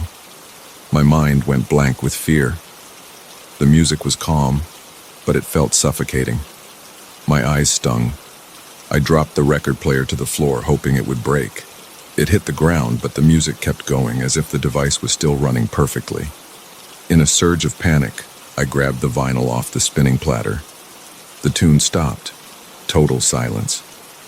The record player lay at my feet, broken into pieces, wires exposed.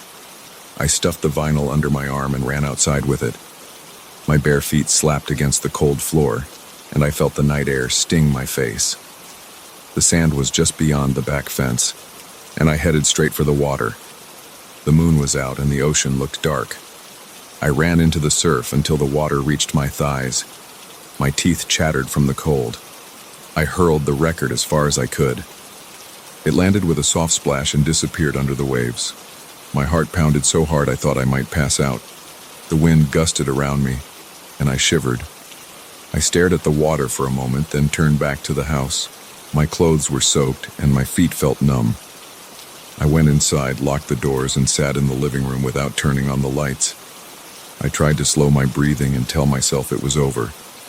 I sat there for an hour, maybe more. Finally, I went to bed. I woke up early with a stiff neck. I felt a faint pressure in my forehead like the start of a headache. I stood up, not sure what I'd find. The house was quiet. I walked around, checking each room. Everything seemed normal, but I still felt anxious. After a while, I made some coffee and tried to eat a small breakfast, but my appetite was gone. I thought about leaving the house. Maybe I'd abandon this project and never come back. But that would mean accepting that something impossible had happened. I wasn't ready to do that. I spent the morning repairing some loose boards on the back porch. I tried to keep my mind busy. At around noon, I stepped inside to grab a drink of water. I heard a faint melody down the hall. It was the same tune, so soft I almost doubted my own ears. I followed the sound to the storage room again. The record player was lying on the floor where I had left it, broken and useless. The vinyl was back on top, unbroken. The melody played like it was coming from somewhere in the walls. My chest tightened and my palms got sweaty. I wanted to smash the entire thing again, but I realized that wouldn't help. I decided to put the record away in a heavy wooden box, lock it, and bury it somewhere in the backyard. I found an old tool chest that had a sturdy lock. I grabbed the record with trembling hands, put it inside, and snapped the lock shut. Then I walked out to the backyard with a shovel. The day was overcast and the breeze felt clammy on my skin.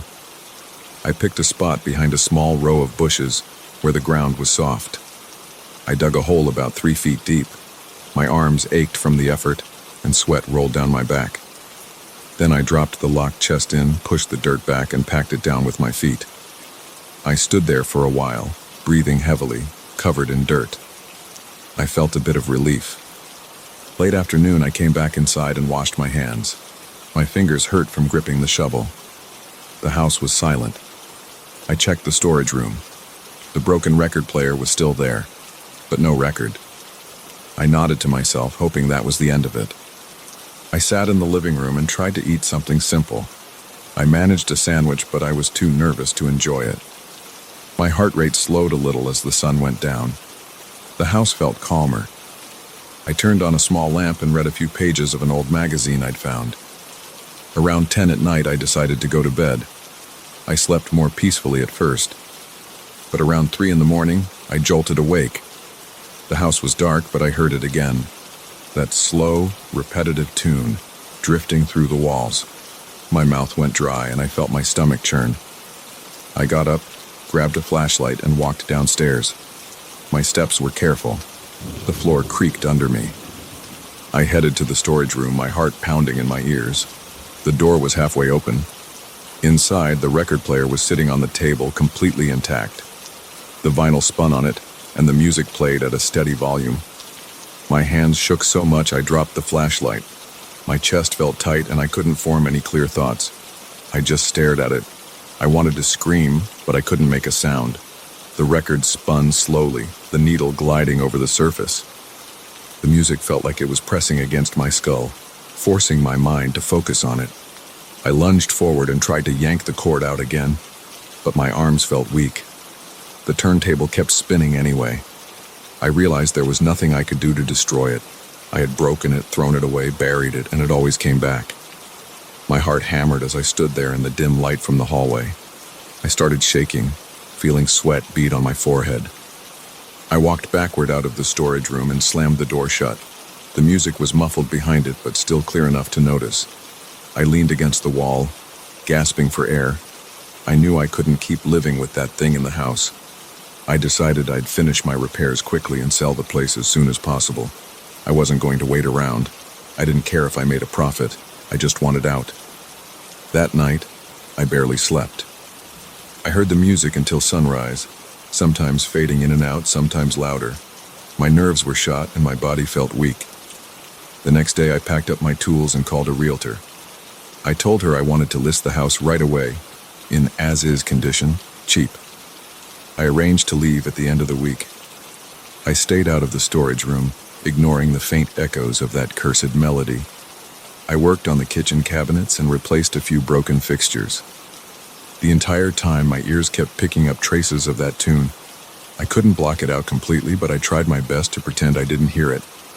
On my last night there, I slept in the living room with my bag packed next to me.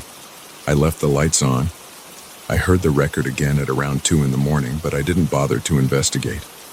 My hands trembled and I felt tears burn at the corners of my eyes. My head pounded, and I felt a dizzy sensation whenever the melody got a bit louder. I kept waiting for it to stop, but it only faded when the first light of dawn came through the windows. I left that house before noon, not looking back. My final memory as I shut the door was the faint sound of the record player from down the hall, spinning that calm, haunting melody. I felt my stomach clench as I walked to my car. I drove away, my body tense, my mind stuck on those notes. Even now, sometimes late at night, I catch myself humming part of that tune without realizing it. My hands shake when I remember how many times I tried to destroy that record. I have no explanation for what happened in that house, and I don't need one. All I know is I never want to hear that melody again.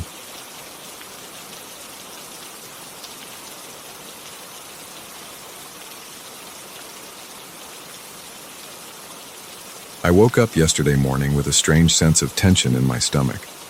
I had no reason to feel that way. My life is quiet and isolated, and I've never had a problem with that.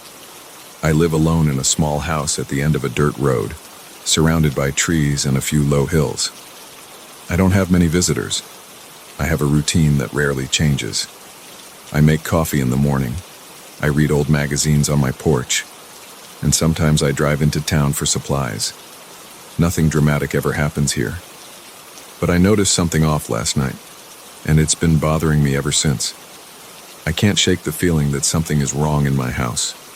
I'll start with what happened. It began when I was brushing my teeth before bed. I usually leave a small window open in the bathroom to let in fresh air.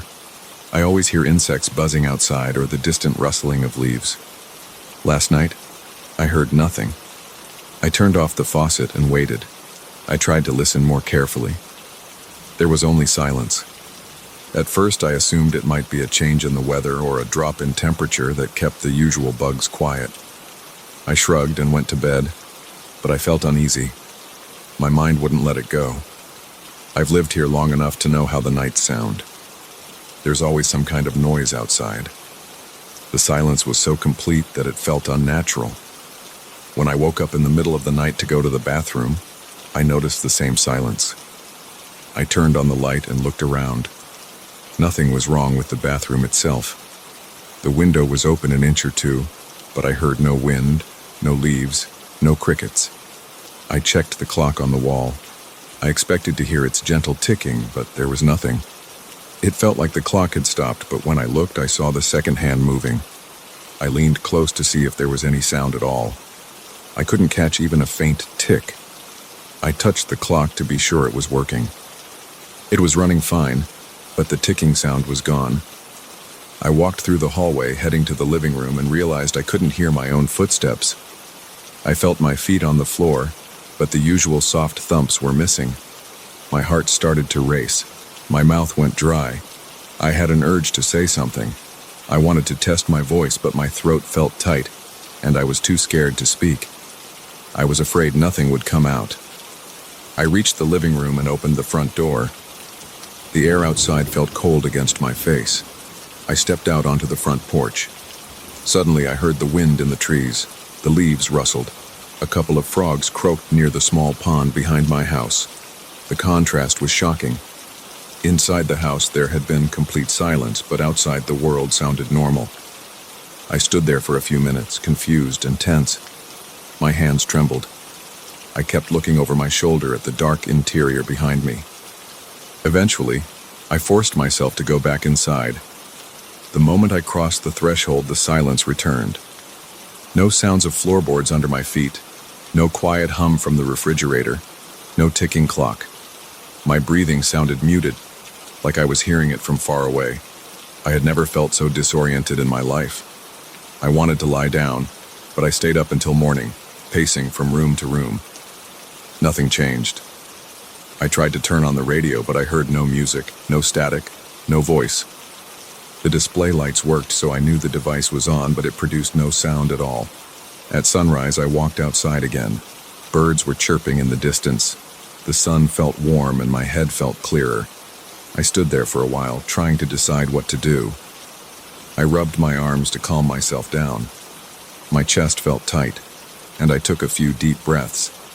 I needed to see if the problem only affected the inside of the house. I stepped beyond the fence. Everything sounded normal. I heard my own footsteps on the gravel. I listened to a car passing on the main road about a mile away. It was faint, but I could hear it. Nothing seemed wrong outside the boundaries of my property. When I went back in, the silence swallowed me again. That's the best way I can describe it. It felt like something was consuming all noise. I started testing different spots in the yard, in the driveway, and near the trees. I noticed that the silence extended to my entire property, but the boundary wasn't always clear. The edge seemed to shift a few feet every time I tested it. I'd walk around and feel a bit of wind in my ears, and then I'd move a few steps, and everything would stop. The shift in sound was immediate. One moment I'd hear my shoes on the dirt, and the next moment, silence. I tried talking to myself when I stepped just outside the silent zone. My voice sounded normal. Then I'd step into the zone and my voice would vanish.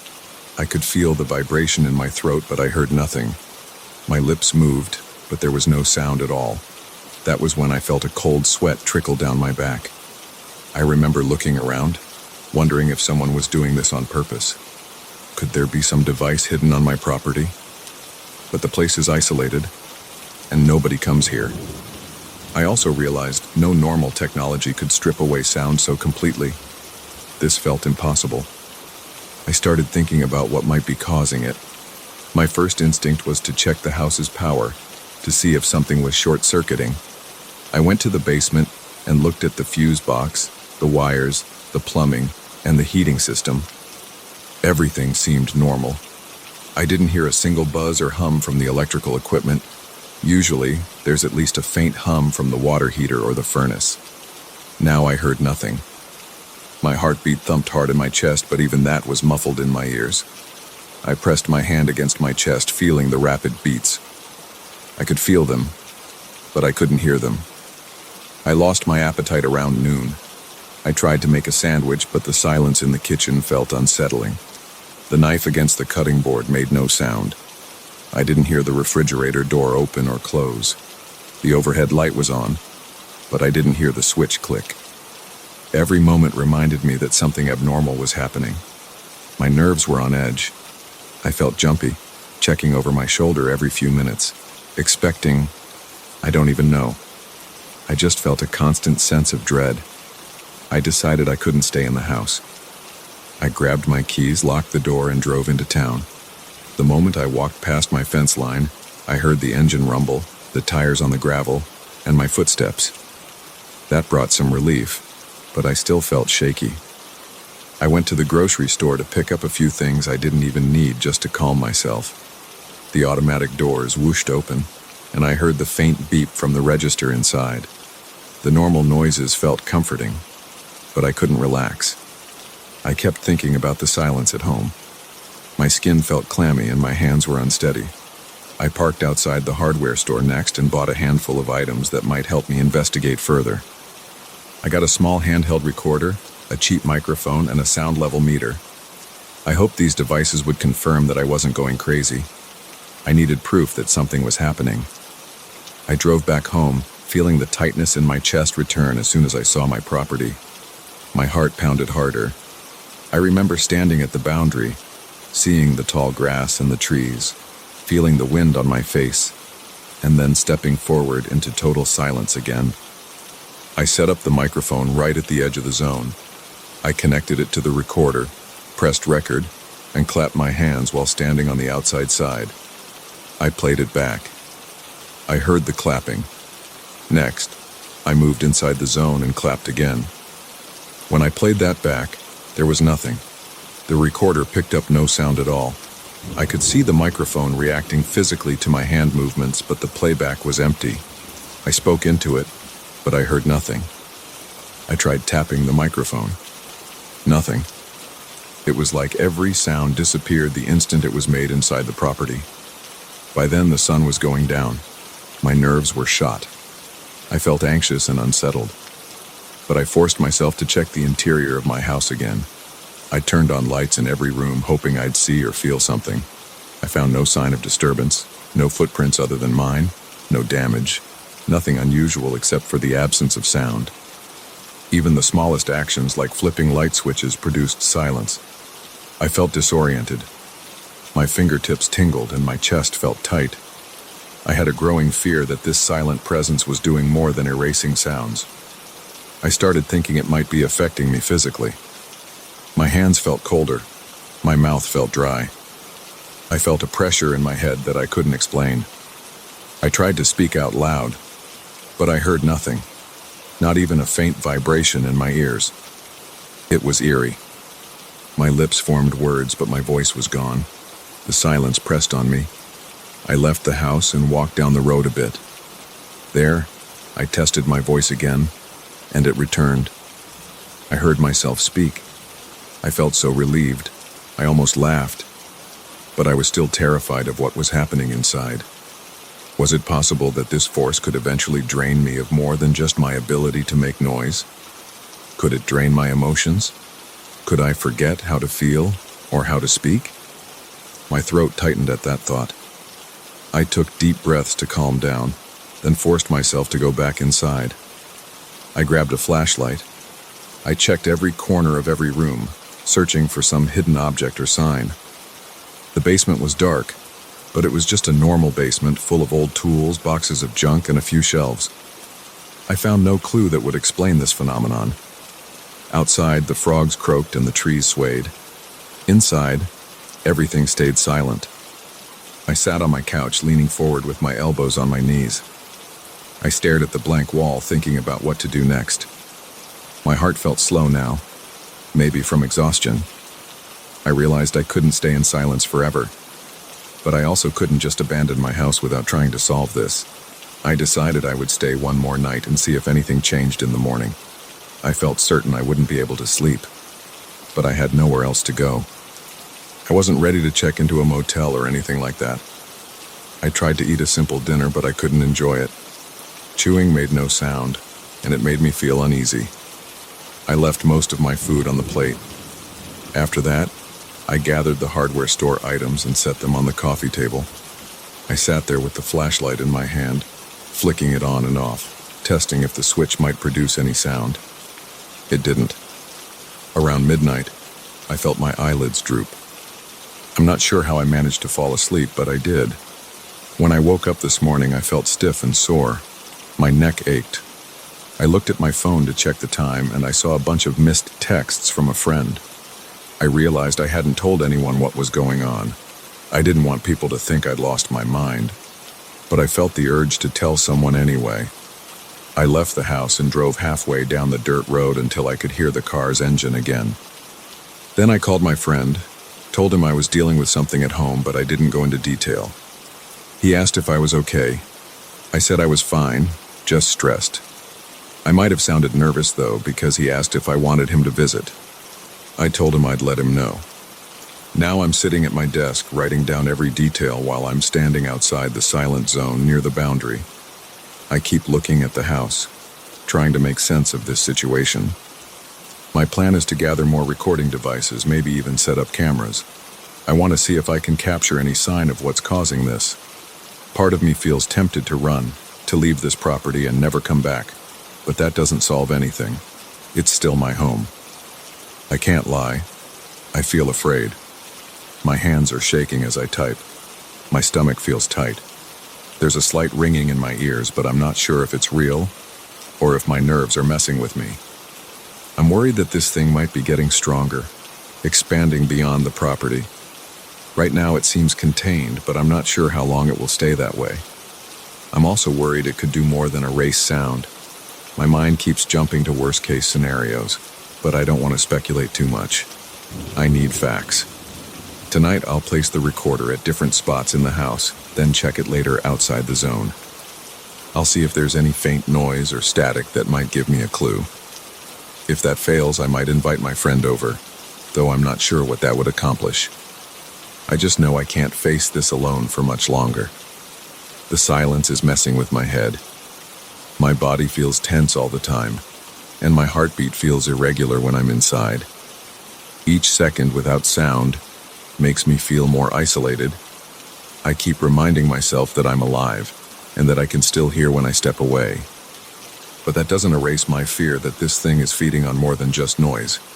I'm writing all this down to stay focused on practical steps. I want to remember the details in case I need to show someone else what's happening. I don't know if anyone will believe me, but I have to try. My house has always been my safe place, but right now it feels like a trap. I'm going back inside after I finish this. I want to see if anything has changed since this morning. Maybe the silence has lifted, but I doubt it. I feel that same pit in my stomach. I feel that same sweat on my palms. I don't know how this will end.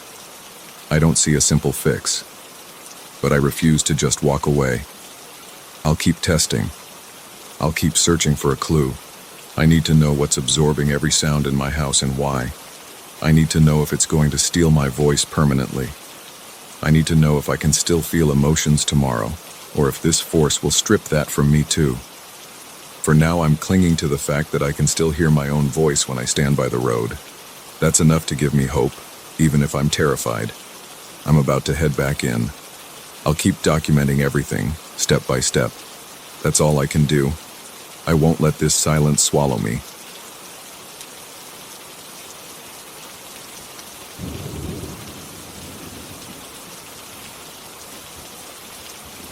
I never thought I'd lose my peace of mind over a few scratches on a wall, but that's exactly what happened. About 2 weeks ago, I decided to rearrange my bedroom furniture. It wasn't anything fancy, just moving the bed to a different corner and swapping out the nightstands. When I pulled the bed away from the wall, I noticed deep scratches along the paint. At first, I thought I had scraped the surface myself while moving the headboard. But I kept looking and I realized these marks weren't fresh. Some looked older, like they had been there for a while. There were also scrapes on the headboard itself, like something sharp had raked across it. I'm not a superstitious guy. I usually blame stuff on normal wear and tear. But I looked closer and saw these were more like claw marks than anything else. They were too precise and too deliberate in their pattern, as if someone had gripped the wall and the bed during a bad dream. I felt a twist in my stomach. My first thought was maybe a pet had gotten trapped there somehow, but I don't own any animals, and the angles didn't match what a cat or dog might do. I shrugged it off at that moment, thinking I might have lost track of something that happened a long time ago. I patched the scratches on the wall with some putty and paint, hoping I could forget about it. The next night I was lying in bed, playing around on my phone. The fresh paint on the wall smelled faintly of chemicals. I tried not to dwell on the strange marks. Then I heard a scraping sound coming from behind the wall. It was faint, almost like nails tapping. I froze. I turned off my phone screen and listened. The sound stopped. I got up, pressed my ear to the wall and waited. Nothing. I told myself it must have been a settling noise in the house or maybe a pipe. My chest felt tight though, and it took me a while to fall asleep. By the third night I realized I was sleeping poorly. Every time I moved in bed I remembered those scratches and that faint scraping sound. I kept imagining something reaching through the wall. It doesn't make sense, but I couldn't shake the idea. My thoughts kept jumping to the possibility that someone had been in my room or something had been messing with my bed. I also noticed a sore spot on my arm. It looked like a faint scratch, but I didn't recall bumping into anything. I tried to dismiss it and told myself I probably scraped against the nightstand. Things got worse when I started checking the area around the headboard more carefully. I found more scratches that I hadn't noticed before. They were behind the new lamps and along the wooden boards near the floor. This time they seemed fresher. The paint flaked at the edges. There was a slight discoloration on the wood, like it had been worn away. I felt a rush of adrenaline. My heart pounded in my ears. I stepped back, looked around, and realized I had no explanation for it. I decided to set up a small camera in my room. I'm not a tech expert, but I've got a couple of indoor security cams. They're easy to hide on a shelf or in a corner. I placed one in a way that would capture the bed and the wall behind it. I just wanted some peace of mind. If I could see what happened at night, I'd probably catch myself fidgeting in my sleep. That would explain everything. I wanted to blame my own restless behavior. On the first night of recording, I slept fitfully. I kept imagining the camera's tiny green light. I was convinced I'd wake up and find footage of me thrashing around. The next morning, I grabbed my laptop and checked the file. Most of it was me turning over, adjusting the sheets, or scratching my shoulder. Around 2:15 a.m., though, there was a brief flicker in the video. The frame distorted, and for a split second, there was a crackling static sound. It almost resembled a muffled scream. My stomach dropped, but the distortion only lasted a second or two. Then everything looked normal again. I watched that part a few more times. I couldn't see anything in the room, but the audio spike made me uncomfortable. It didn't sound like random static. It had a tone that reminded me of someone yelling underwater. I tried to tell myself it was a glitch in the camera, maybe interference from a neighbor's Wi-Fi. But every time I replayed it, I got the same chills. That night, I set up 2 cameras, one on each side of the bed, just to be sure. I also tried to stay awake longer, hoping I could catch any strange activity in real time. I dozed off around midnight. The next morning, I checked the footage again. Both cameras had the same brief distortion, but this time, it lasted almost 5 seconds.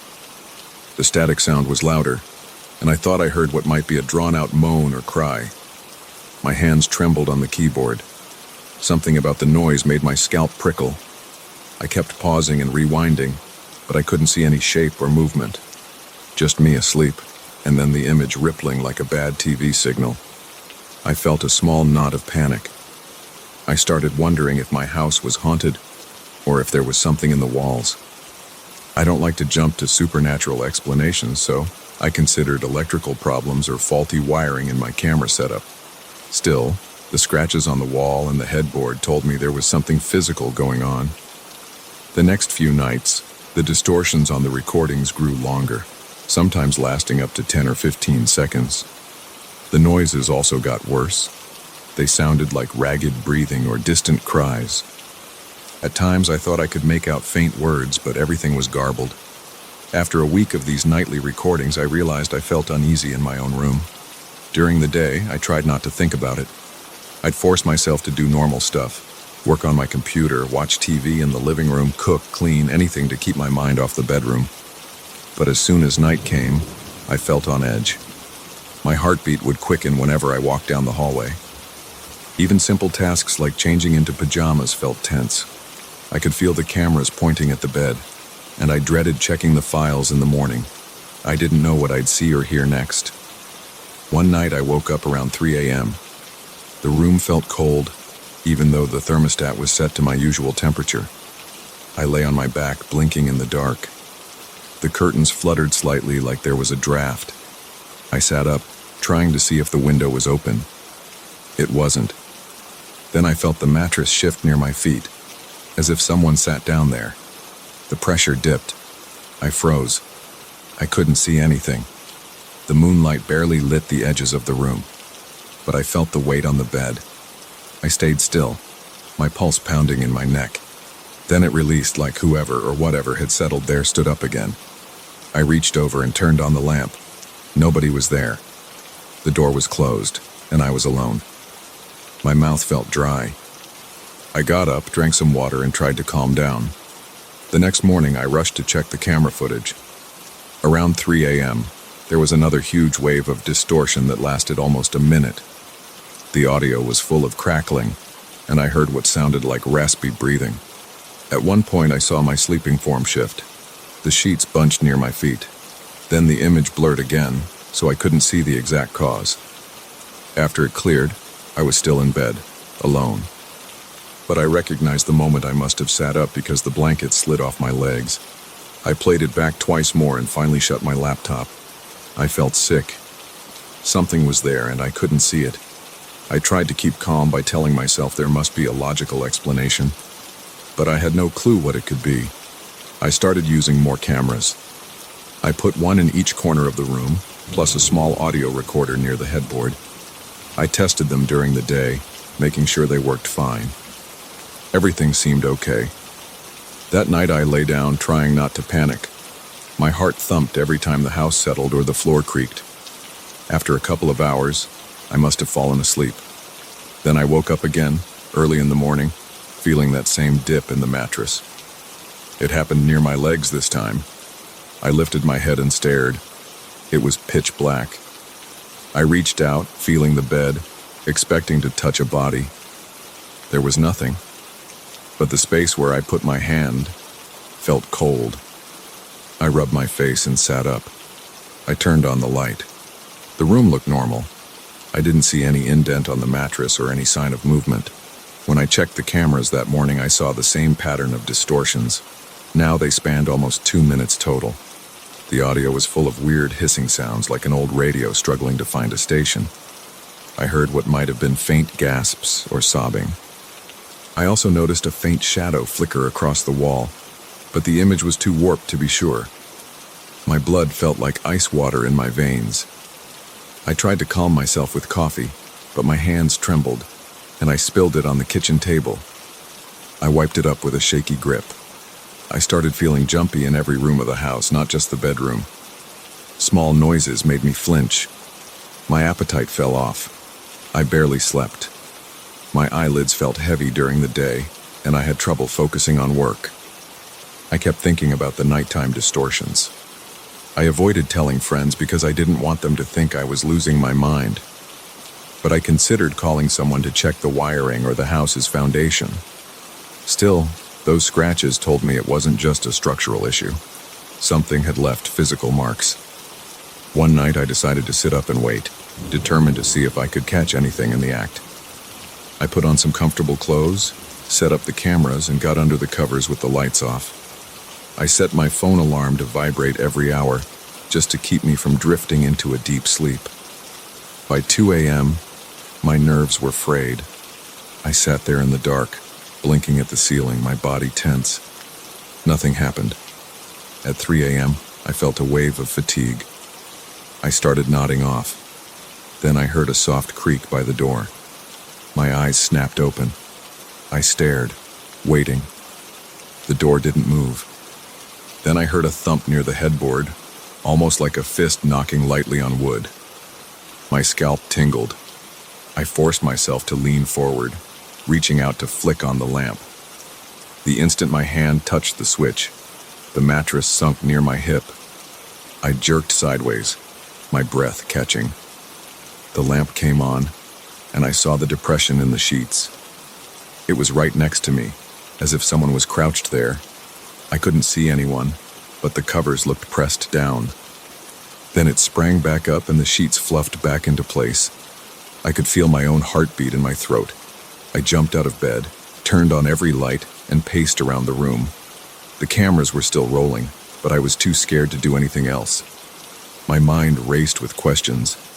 Was I hallucinating? Was something messing with me? I sat in a chair by the dresser, refusing to turn the lights off again until morning. Around 6 a.m., the sky started brightening. I finally mustered the courage to turn off the cameras and load the files onto my laptop. The footage showed me sitting up, looking alert. The audio recorded a low hum, followed by the thump near the headboard. Then, when the mattress sank, the video warped heavily. I watched my reaction, but the distortion covered up any detail of what caused that depression. I shut my laptop and sighed. My arms felt weak. Over the next few days, I tried to ignore my bedroom as much as possible. I avoided sleeping there until I had no choice. I set up the cameras every single night, but I couldn't bring myself to watch all the footage in the morning. Sometimes I just let the files sit there on the memory card. I felt paranoid. I started imagining movements in my peripheral vision. My neck muscles stayed tight all day. I got headaches from stress. Eventually, I forced myself to check a week's worth of videos in one go. The distortions kept happening. They got longer, the audio got weirder, and sometimes I caught glimpses of dark shapes near the bed. They never formed a clear outline. They appeared as flickers, like shadows that didn't match my body or the furniture. Each time I saw it, I felt my hands shake. I paused, took deep breaths, and kept going. I saw the sheets move on their own a few times. I watched them shift as if someone was crawling across the bed. My heart pounded so hard I felt lightheaded. It's been 2 weeks now since I first saw those scratches. I still haven't found a solid explanation. I haven't told anyone. Every night, I feel this tension in my stomach. And every morning, I feel dread about reviewing the footage. The presence in my room isn't going away. I still wake up to cold spots and that feeling of weight pressing down near my legs or my hip. Sometimes I think I hear faint breathing in my ear. My bedroom is a place I avoid, but I can't avoid it forever. I can't keep sleeping on the couch in the living room. I'm exhausted and I don't know if this is all in my head or if something is truly there. The marks on the wall haven't come back since I patched them, but I haven't looked too closely. A couple of times I thought I saw fresh scratches on the headboard, but I tried not to stare. It feels like every time I pay attention to it, the activity gets worse. When I walk in, the air feels heavier. My eyes water sometimes and my ears pop like there's a pressure change. There's a tightness in my chest that won't go away. My hands are always sweating. The cameras keep capturing that growing static, those distorted frames, and those faint, garbled cries that make my skin crawl. I can't say I've learned anything profound from this. I just know my bedroom isn't the same place it used to be. If I had somewhere else to go, I'd probably leave for a while. But I don't have that option. So every night I power up the cameras, turn off the lights, and wait. I lie there, trying not to think about that weight settling at the foot of my bed. It happens almost every night now, sometimes twice. It's a slow pressure, like a person lowering themselves carefully. I feel my muscles tighten. I clench my fists under the covers. My breathing gets shallow, and my chest aches. I don't move until it goes away. I'm still hoping I'll wake up one day and find out there's a rational cause. Maybe I'll discover a stray piece of hardware in the walls that's messing with the cameras. Or maybe I'll see that I've been scratching the bed in my sleep. But those ideas feel less likely with every passing night. I can't explain the invisible pressure on the mattress. I can't explain the distortions that happen simultaneously on multiple cameras. And I sure can't explain the strange audio that resembles cries or screams. I'm telling this story because I don't know what else to do. I have a normal job, normal routines, and no history of any weird experiences. I just swapped my furniture around and found something that feels impossible to ignore. Maybe one day I'll gather the courage to post the footage online or bring in an expert. But for now, I'm just trying to survive each night without panicking. I check the wall and the headboard almost every morning. The scratches seem the same. Occasionally I run my fingers over them, feeling the grooves. They're real, and they have an unsettling pattern, like nails dug in repeatedly. Whenever I see that pattern, I feel a flutter of panic in my chest. It's the same sensation I get when the mattress dips and I know something is there. I don't have a grand conclusion. I haven't found a fix. I don't have an explanation. All I can say is there's something in my bedroom that doesn't show itself in a clear way. It leaves scratches, it distorts my cameras, and it sits on my bed at night. I've tried yelling at it to stop, but that never changes anything. It keeps coming back. I don't know what else to do except keep documenting it. Every time I review the footage, I brace myself. My hands sweat, my legs feel weak, my jaw clenches. I scroll through minute after minute of normal activity, then watch it break into chaos for a few seconds of snarling static and unearthly sounds. Then it goes back to normal again, leaving me on edge and exhausted. That's how I've been living for the past couple of weeks. I don't know if it will escalate. I don't know if it's going to fade. I just know I haven't found a way to stop it, and I can't pretend it's not there. No matter how many times I tell myself it's a trick of the light or a glitch in the camera, I feel that pressure on my bed and hear those faint cries in the recordings. And I see those scratches that look like someone clung to the wall in desperation. That's all I've got. I wish I could say more, but I'm stuck in this loop of watching, waiting, and hoping that it won't get worse. For now, that's my reality. And it started with a simple rearrangement of furniture.